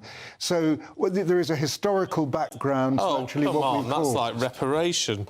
Yeah, it is. And you kind of look at it and you just think we do our bit in this country, and we are looking to make things much more carbon neutral. But there are bigger producers of pollution and climate change and all the rest of it in the world, and they're not doing their part. Now, I'm not suggesting that we don't have to do ours, but I think so much... That's what it sounds like when you say that. But it isn't, and so much what's the point of us doing anything if China and India aren't doing their bit? I didn't say that. People are doing things in this country, and there are technologies out there, and individuals do their own bit. To have it foisted upon you to say you need to do more, you just spend more money on ridiculous heat pumps that don't work and electric cars that you can't charge up because there's no infrastructure to do so.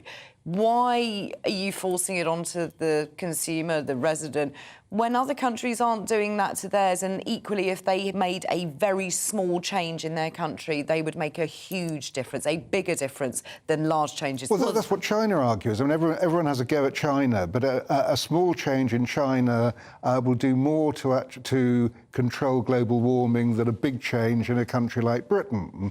And China has made some of those small changes. Now, I appreciate they haven't done enough, but at the moment there's this kind of feeling that if they're not going to do as much as they should, and what we do won't make a huge difference, why are we putting ourselves through the pain?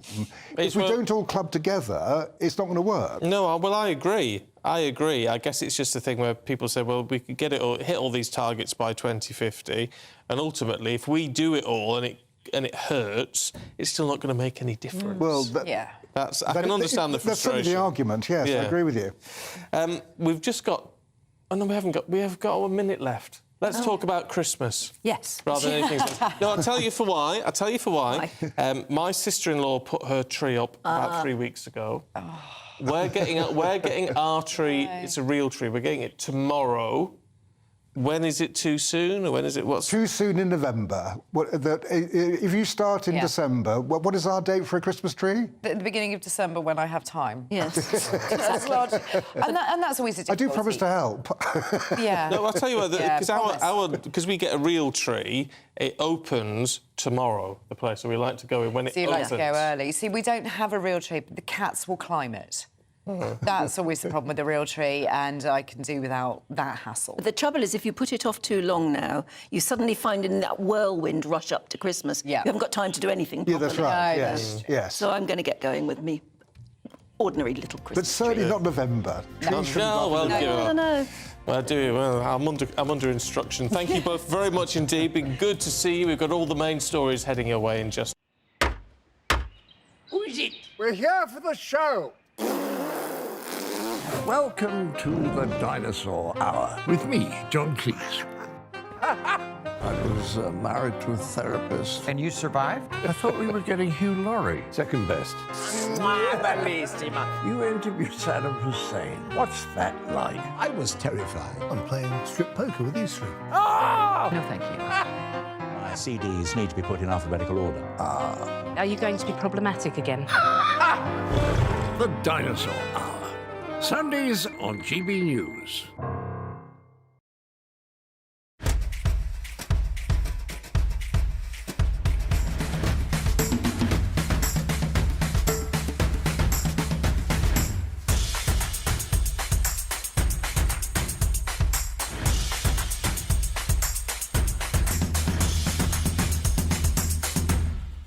Wake up to the headlines with Headliners every morning at 5 a.m. We treat you to the day's biggest stories before anyone else, 7 days a week. You can catch up on everything you need to know before you've even had your kippers. Headliners every morning at 5 a.m, only on GB News, the People's Channel, Britain's news channel. GB News, unlike other broadcasters, isn't obsessed with the London-Westminster bubble. We think there's a nation beyond the M25, and that's why we talk about the issues that matter across the land. Join me on State of the Nation, 8 to 9 o'clock, Monday to Thursday, on GB News. Daisy's listening, and you should too. I think the most exciting bit for me is talking to people. People who I think are ignored often by the major news channels. We're going to give news they want to hear. There's a voice there that needs to be heard. I think there's a chance here for a diversity of opinion to be expressed, which you don't find elsewhere. It's really exciting. We don't hold back. We're free to say how decisions that are taken here affect us all around the country. Only on GB News, the People's Channel, Britain's news channel. There's only 3 people you can trust in life.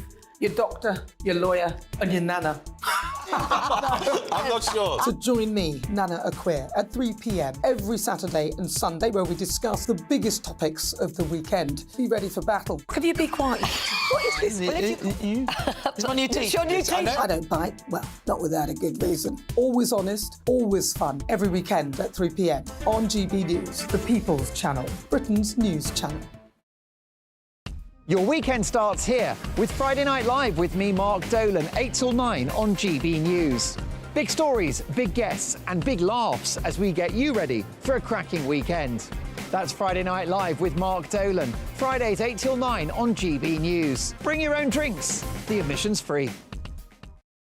Tired of the usual focus-tested, pre-prepared Westminster runaround? Well, so am I. So you want higher taxes? Is your department to blame for this? Are you rethinking this policy? Every Sunday at 9:30, I'll be sitting down with those in power to get the truth about the issues affecting you. Let's be honest, we've known about the cost pressures of this project for years, not months. That's the Camilla Tominey Show, a politics show with personality. On GB News, the People's Channel, Britain's news channel.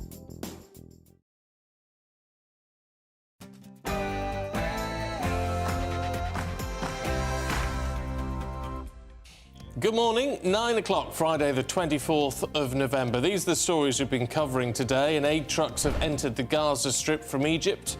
About an hour after the truce began between Israel and Hamas, hostages should be released later on today. And this is all happening as the Foreign Secretary, Lord David Cameron, is set to meet with Palestinian leaders to pledge £30 million in aid for Gaza. Catherine Forster has the latest. Yes, 13 of potentially 50 Israeli hostages should cross the Rafah crossing into Egypt at 4 o'clock this afternoon, as Lord Cameron, the Foreign Secretary as he is now, announces £30 million of additional aid into Gaza. 34 people are arrested in Dublin following violent protests, with police confirming more than a dozen shops were damaged or looted. Dougie Beattie has more.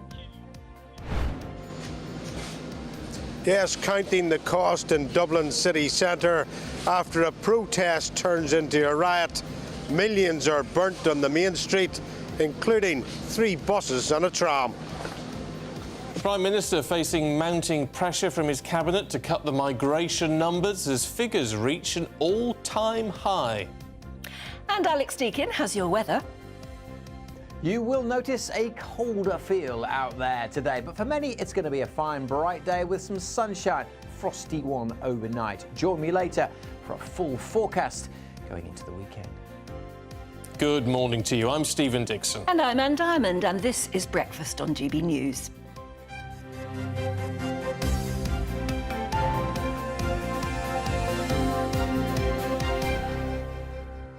We're going to start with Dublin, actually, and take you straight to a news conference with the Deputy Prime Minister, Miel Martin.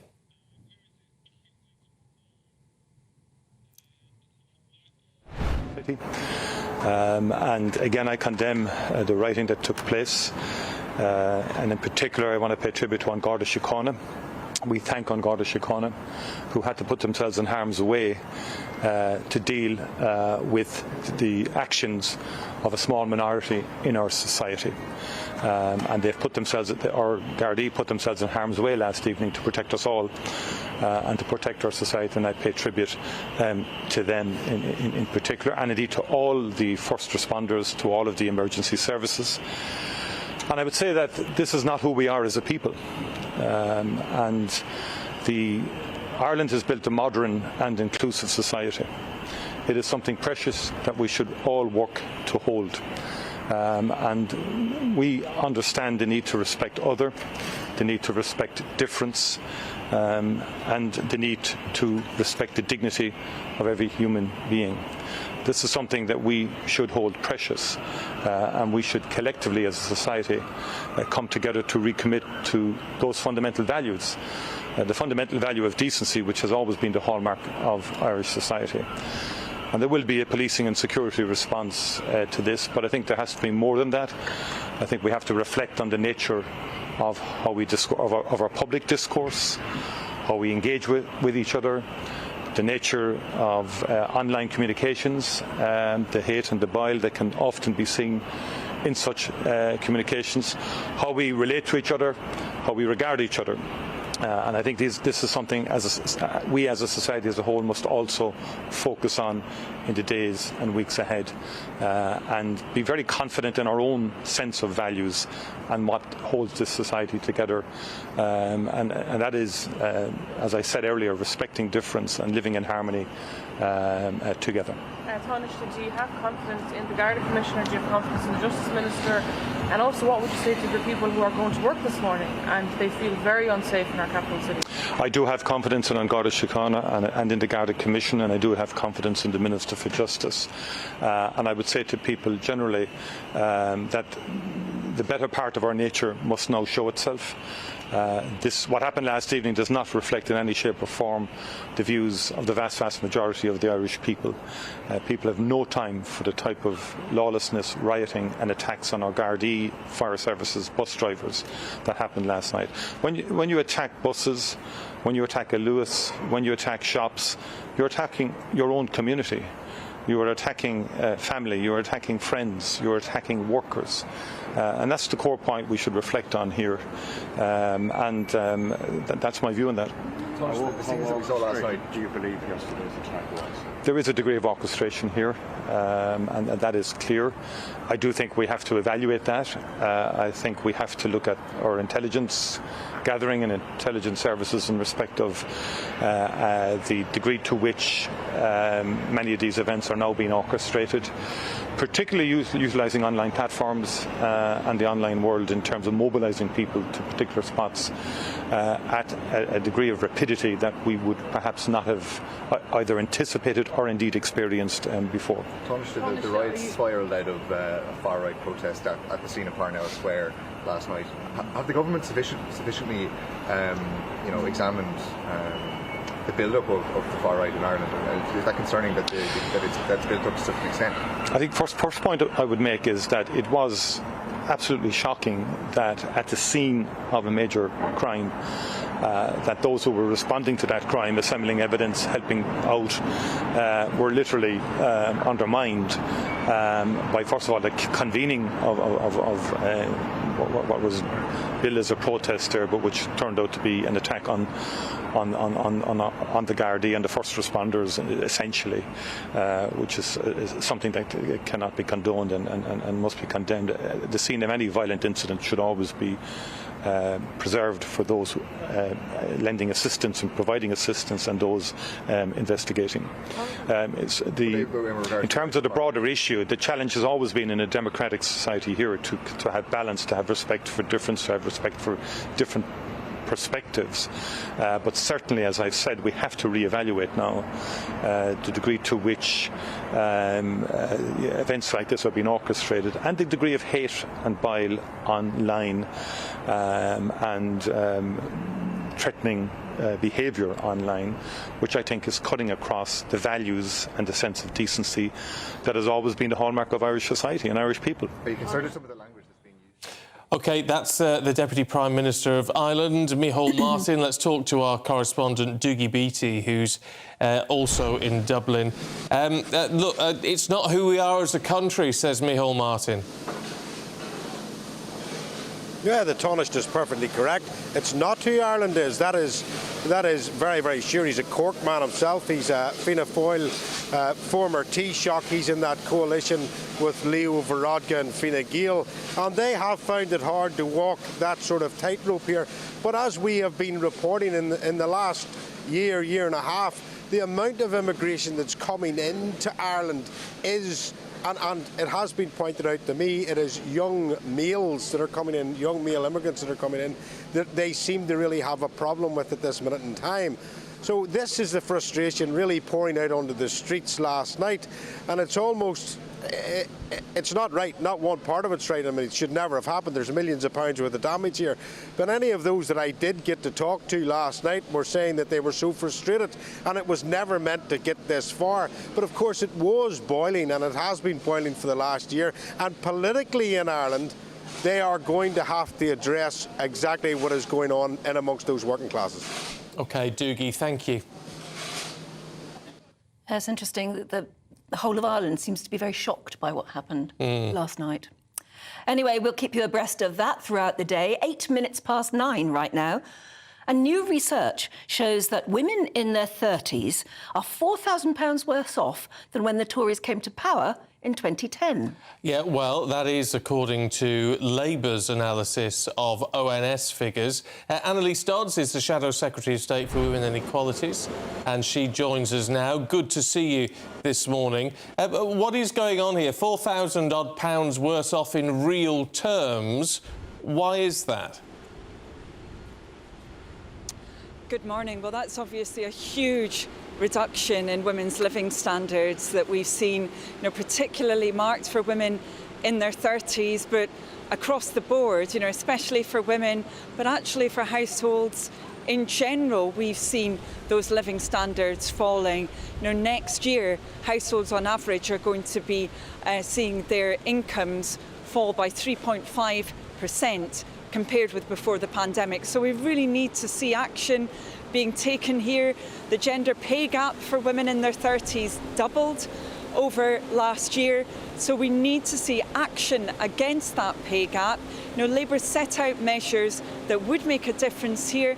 Flexible working from day one, action against sexual harassment, and above all, action to get our economy growing again, for women and for men. Growth in the UK economy has been revised down for next year, for the year after that and the year after that. So we need to see a plan for growth.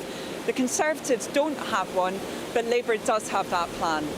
It's interesting because we were talking earlier on in the programme about the Princess of Wales's initiative to help parents with early age children. And you've been looking at women in their 30s. Is it the fact that it's just so expensive to have children nowadays, particularly when you're having to think about going into work and looking for childcare, which is extortionate?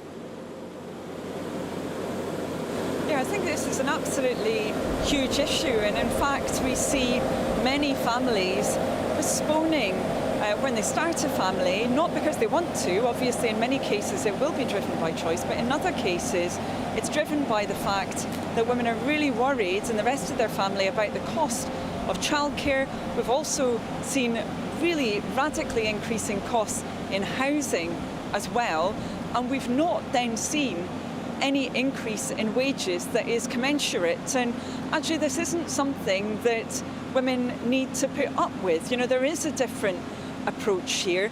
We can see those new measures being put in that Labour's called for to support women in the economy, but also to get these other costs down as well. Labour said that we would introduce free breakfast clubs for every primary school age child.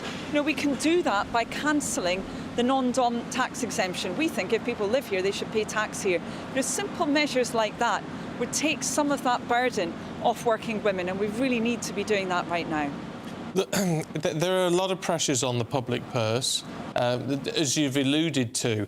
I tell you what may stick in the craw for some people, though, and I'm not having a go, but the fact that you say things like breakfast clubs will be paid for by the non-dom business, that seems to be paying for everything at the moment. Well, actually it's not. So Labour initially said that a proportion of the really substantial funds that would be released if we cancelled that exemption would go towards our NHS workforce plan.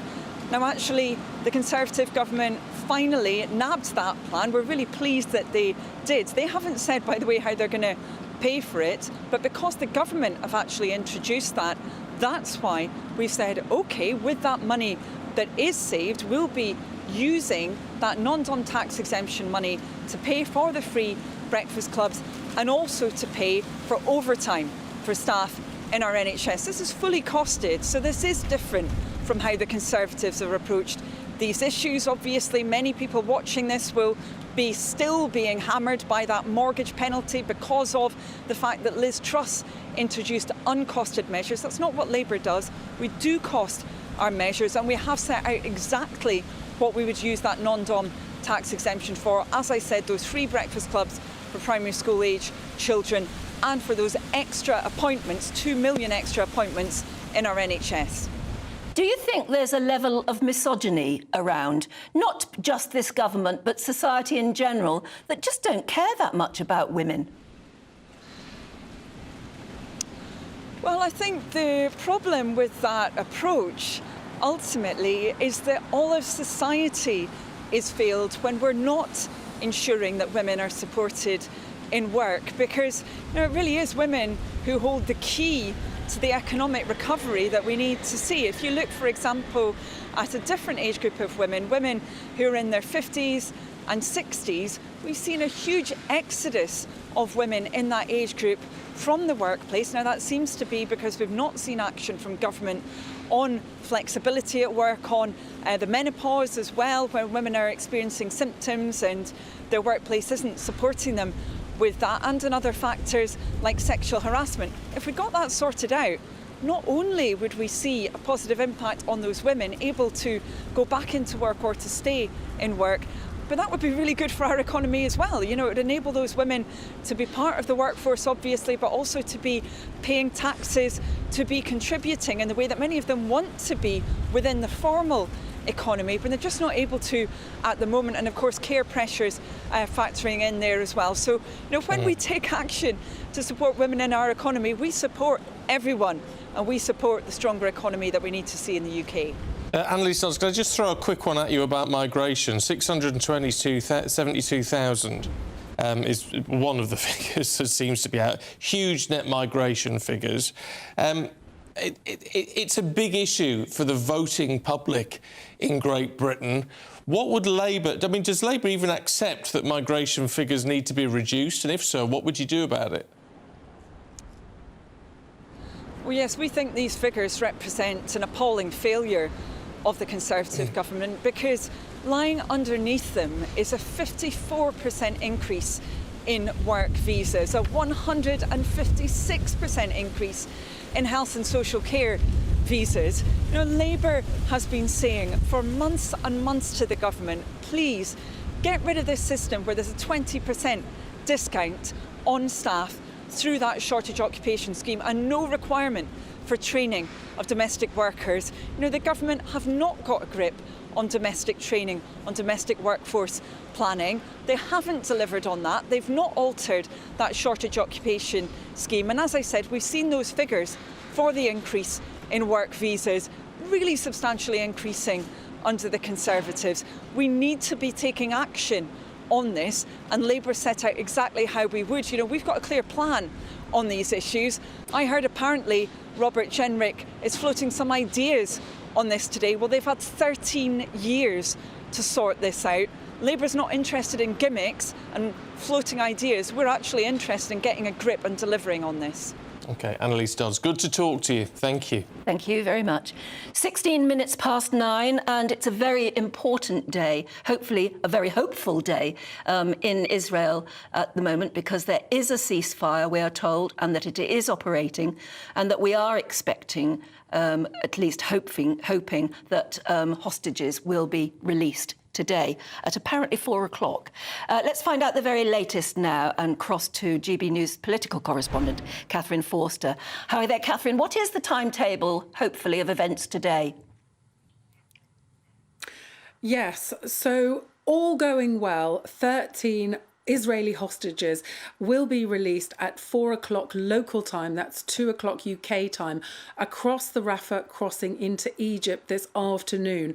They will form the first of hopefully a total of 50 Israeli hostages, which will be released over the next 4 days during this ceasefire, all going well. And in exchange, Israel has agreed to release 150 Palestinian prisoners. So a real window of opportunity after, well, 7 weeks tomorrow since Hamas committed those atrocities and kicked off this war in the Middle East. So let's see what happens, but hopeful noises. And in the meantime, Lord Cameron, the new Foreign Secretary, in the Palestinian occupied territories today, meeting Palestinian leaders, talking to aid agencies. He was in Israel yesterday, stressing the need for Israeli hostages to be released, but also stressing the need for protecting civilians from harm, and announcing £30 million in additional UK aid to go into Gaza.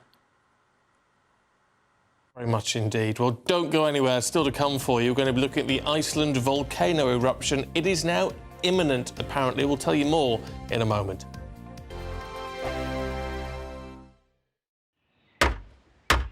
Who is it? We're here for the show.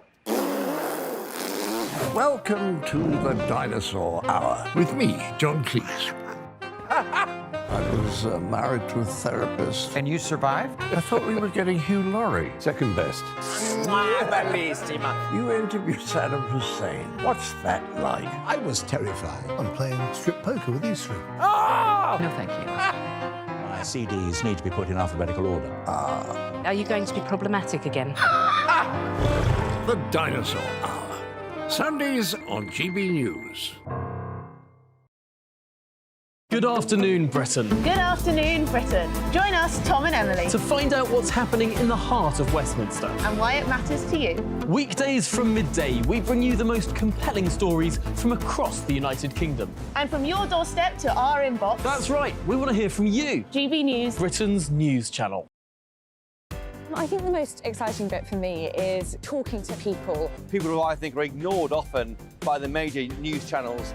We're going to give news they want to hear. There's a voice there that needs to be heard. I think there's a chance here for a diversity of opinion to be expressed, which you don't find elsewhere. It's really exciting. We don't hold back. We're free to say how decisions that are taken here affect us all around the country. Only on GB News, the People's Channel, Britain's news channel. I'm Michelle Dewberry, and I'm not here to tell you what to think. I'd much rather hear what you have to say. So send in your opinions to gbviews@gbnews.com. Keep them clean, and you never know, I might read them out. With my panel here on Jubes & Co, we debate, we get stuck into the issues of the day on a show where all views are welcome, especially yours. GB News, the People's Channel, Britain's news channel. In the GB Newsroom, we bring you the news as it happens. With our team of dedicated journalists across the UK, we're ready to give you accurate reporting every day. When the news breaks, we'll be there with bulletins on GB News, the People's Channel, Britain's news channel. Your weekend starts here with Friday Night Live with me, Mark Dolan, 8 till 9 on GB News. Big stories, big guests and big laughs as we get you ready for a cracking weekend. That's Friday Night Live with Mark Dolan. Fridays 8 till 9 on GB News. Bring your own drinks. The admission's free. GB News, unlike other broadcasters, isn't obsessed with the London-Westminster bubble. We think there's a nation beyond the M25, and that's why we talk about the issues that matter across the land. Join me on State of the Nation, 8 to 9 o'clock, Monday to Thursday, on GB News. Daisy's listening, and you should too. Tired of the usual focus-tested, pre-prepared Westminster runaround? Well, so am I. So you want higher taxes? Is your department to blame for this? Are you rethinking this policy? Every Sunday at 9:30, I'll be sitting down with those in power to get the truth about the issues affecting you. Let's be honest, we've known about the cost pressures of this project for years, not months. That's the Camilla Tominey Show, a politics show with personality. On GB News, the People's Channel, Britain's news channel.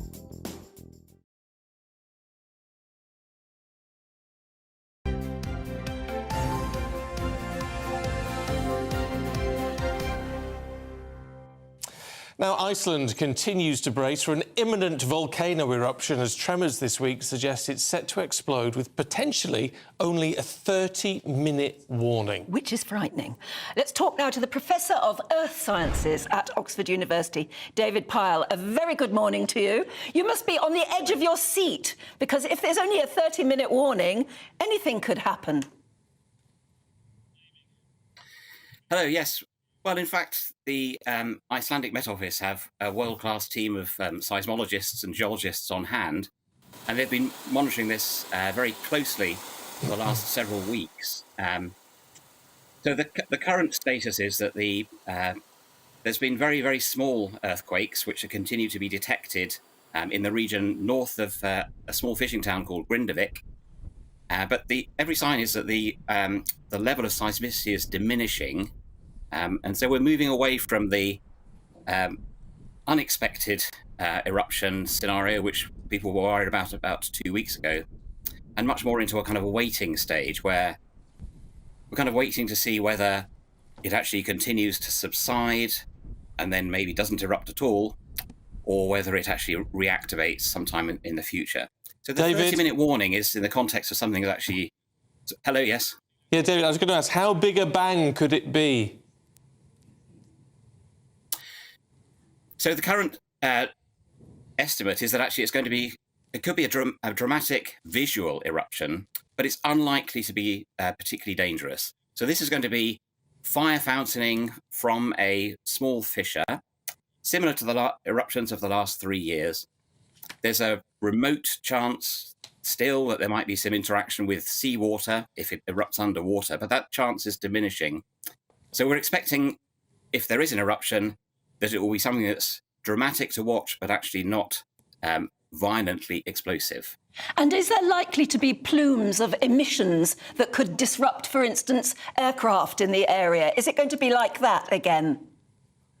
So certainly there will be impact on air quality in southern Iceland if and when there's an eruption. The last 3 eruptions have caused burning of moss, for example, which produces acrid fumes. And there could be quite a bit of gas coming out of the volcano, but it's not going to be anything like the ash eruption emergency that we saw in 2010. The expectation is that this will be a regional volcanic eruption. It'll be easy for aircraft to divert around it, depending on the local wind fields. OK, David Pyle, good to see you this morning. Thank you very much indeed. That is it from Breakfast for today. But coming up next, it's Britain's Newsroom with Ellie and Pip. Ellie, I would say I can see you, but I'm blinded by the rock.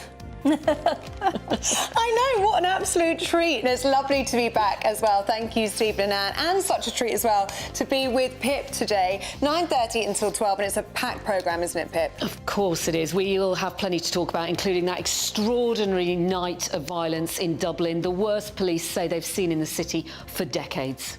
Yes, and also clock is ticking down to around 2 p.m. our time, where, if all goes well, 13 Israeli hostages will be freed back to their families. We'll have the latest on that, and we'll be talking about the Black Friday sales. Just don't miss it, 9:30. Don't get scammed.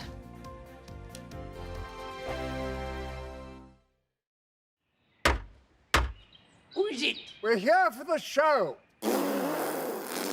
Welcome to the Dinosaur Hour with me, John Cleese. I was married to a therapist. And you survived? I thought we were getting Hugh Laurie. Second best.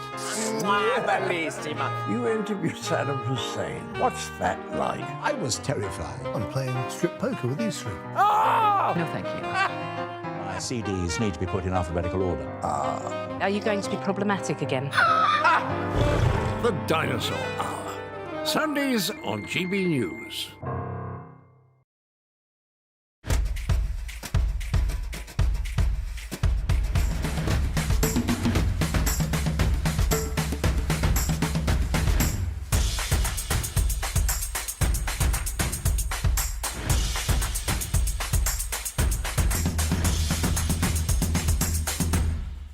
Wake up to the headlines with Headliners every morning at 5 a.m. We treat you to the day's biggest stories before anyone else, 7 days a week. You can catch up on everything you need to know before you've even had your kippers.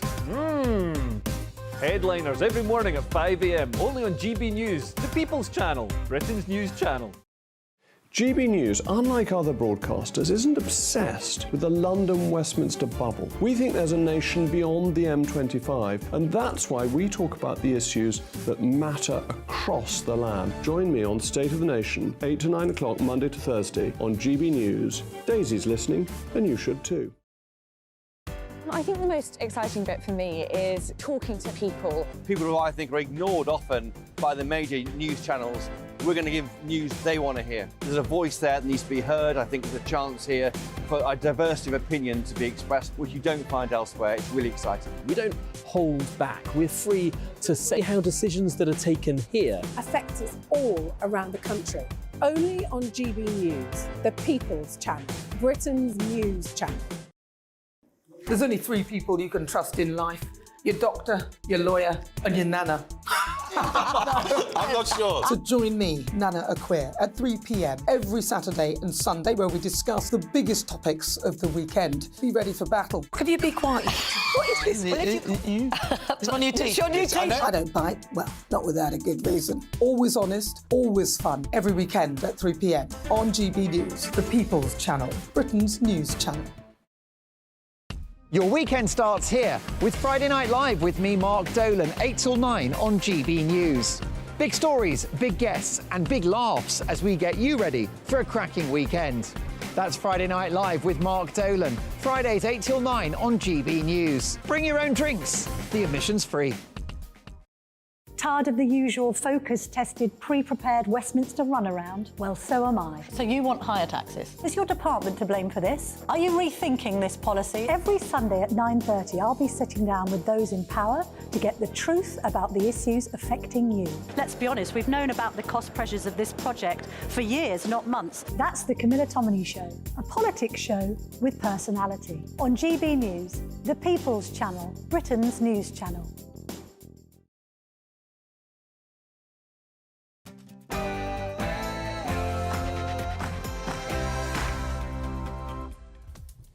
Good morning, it's 9:30 on Friday the 24th of November. This is Britain's Newsroom with Ellie Costello and Pip Thompson coming up for you this morning. Riots in Dublin. Anti-immigration protesters hit the city centre overnight in response to a knife attack outside of a school. 34 people have been arrested after the riots. GB News reporter Doogie Beattie will have the latest. I'm in Dublin city centre where they're counting the cost of that protest that turned into a riot and cost Dublin 3 buses and 1 tram. Migration mess. Rishi Sunak's under pressure from within his own party to cut migration figures. Our political correspondent Catherine Forster will bring you more. Yes, with net migration at a huge 750,000 till the end of December last year.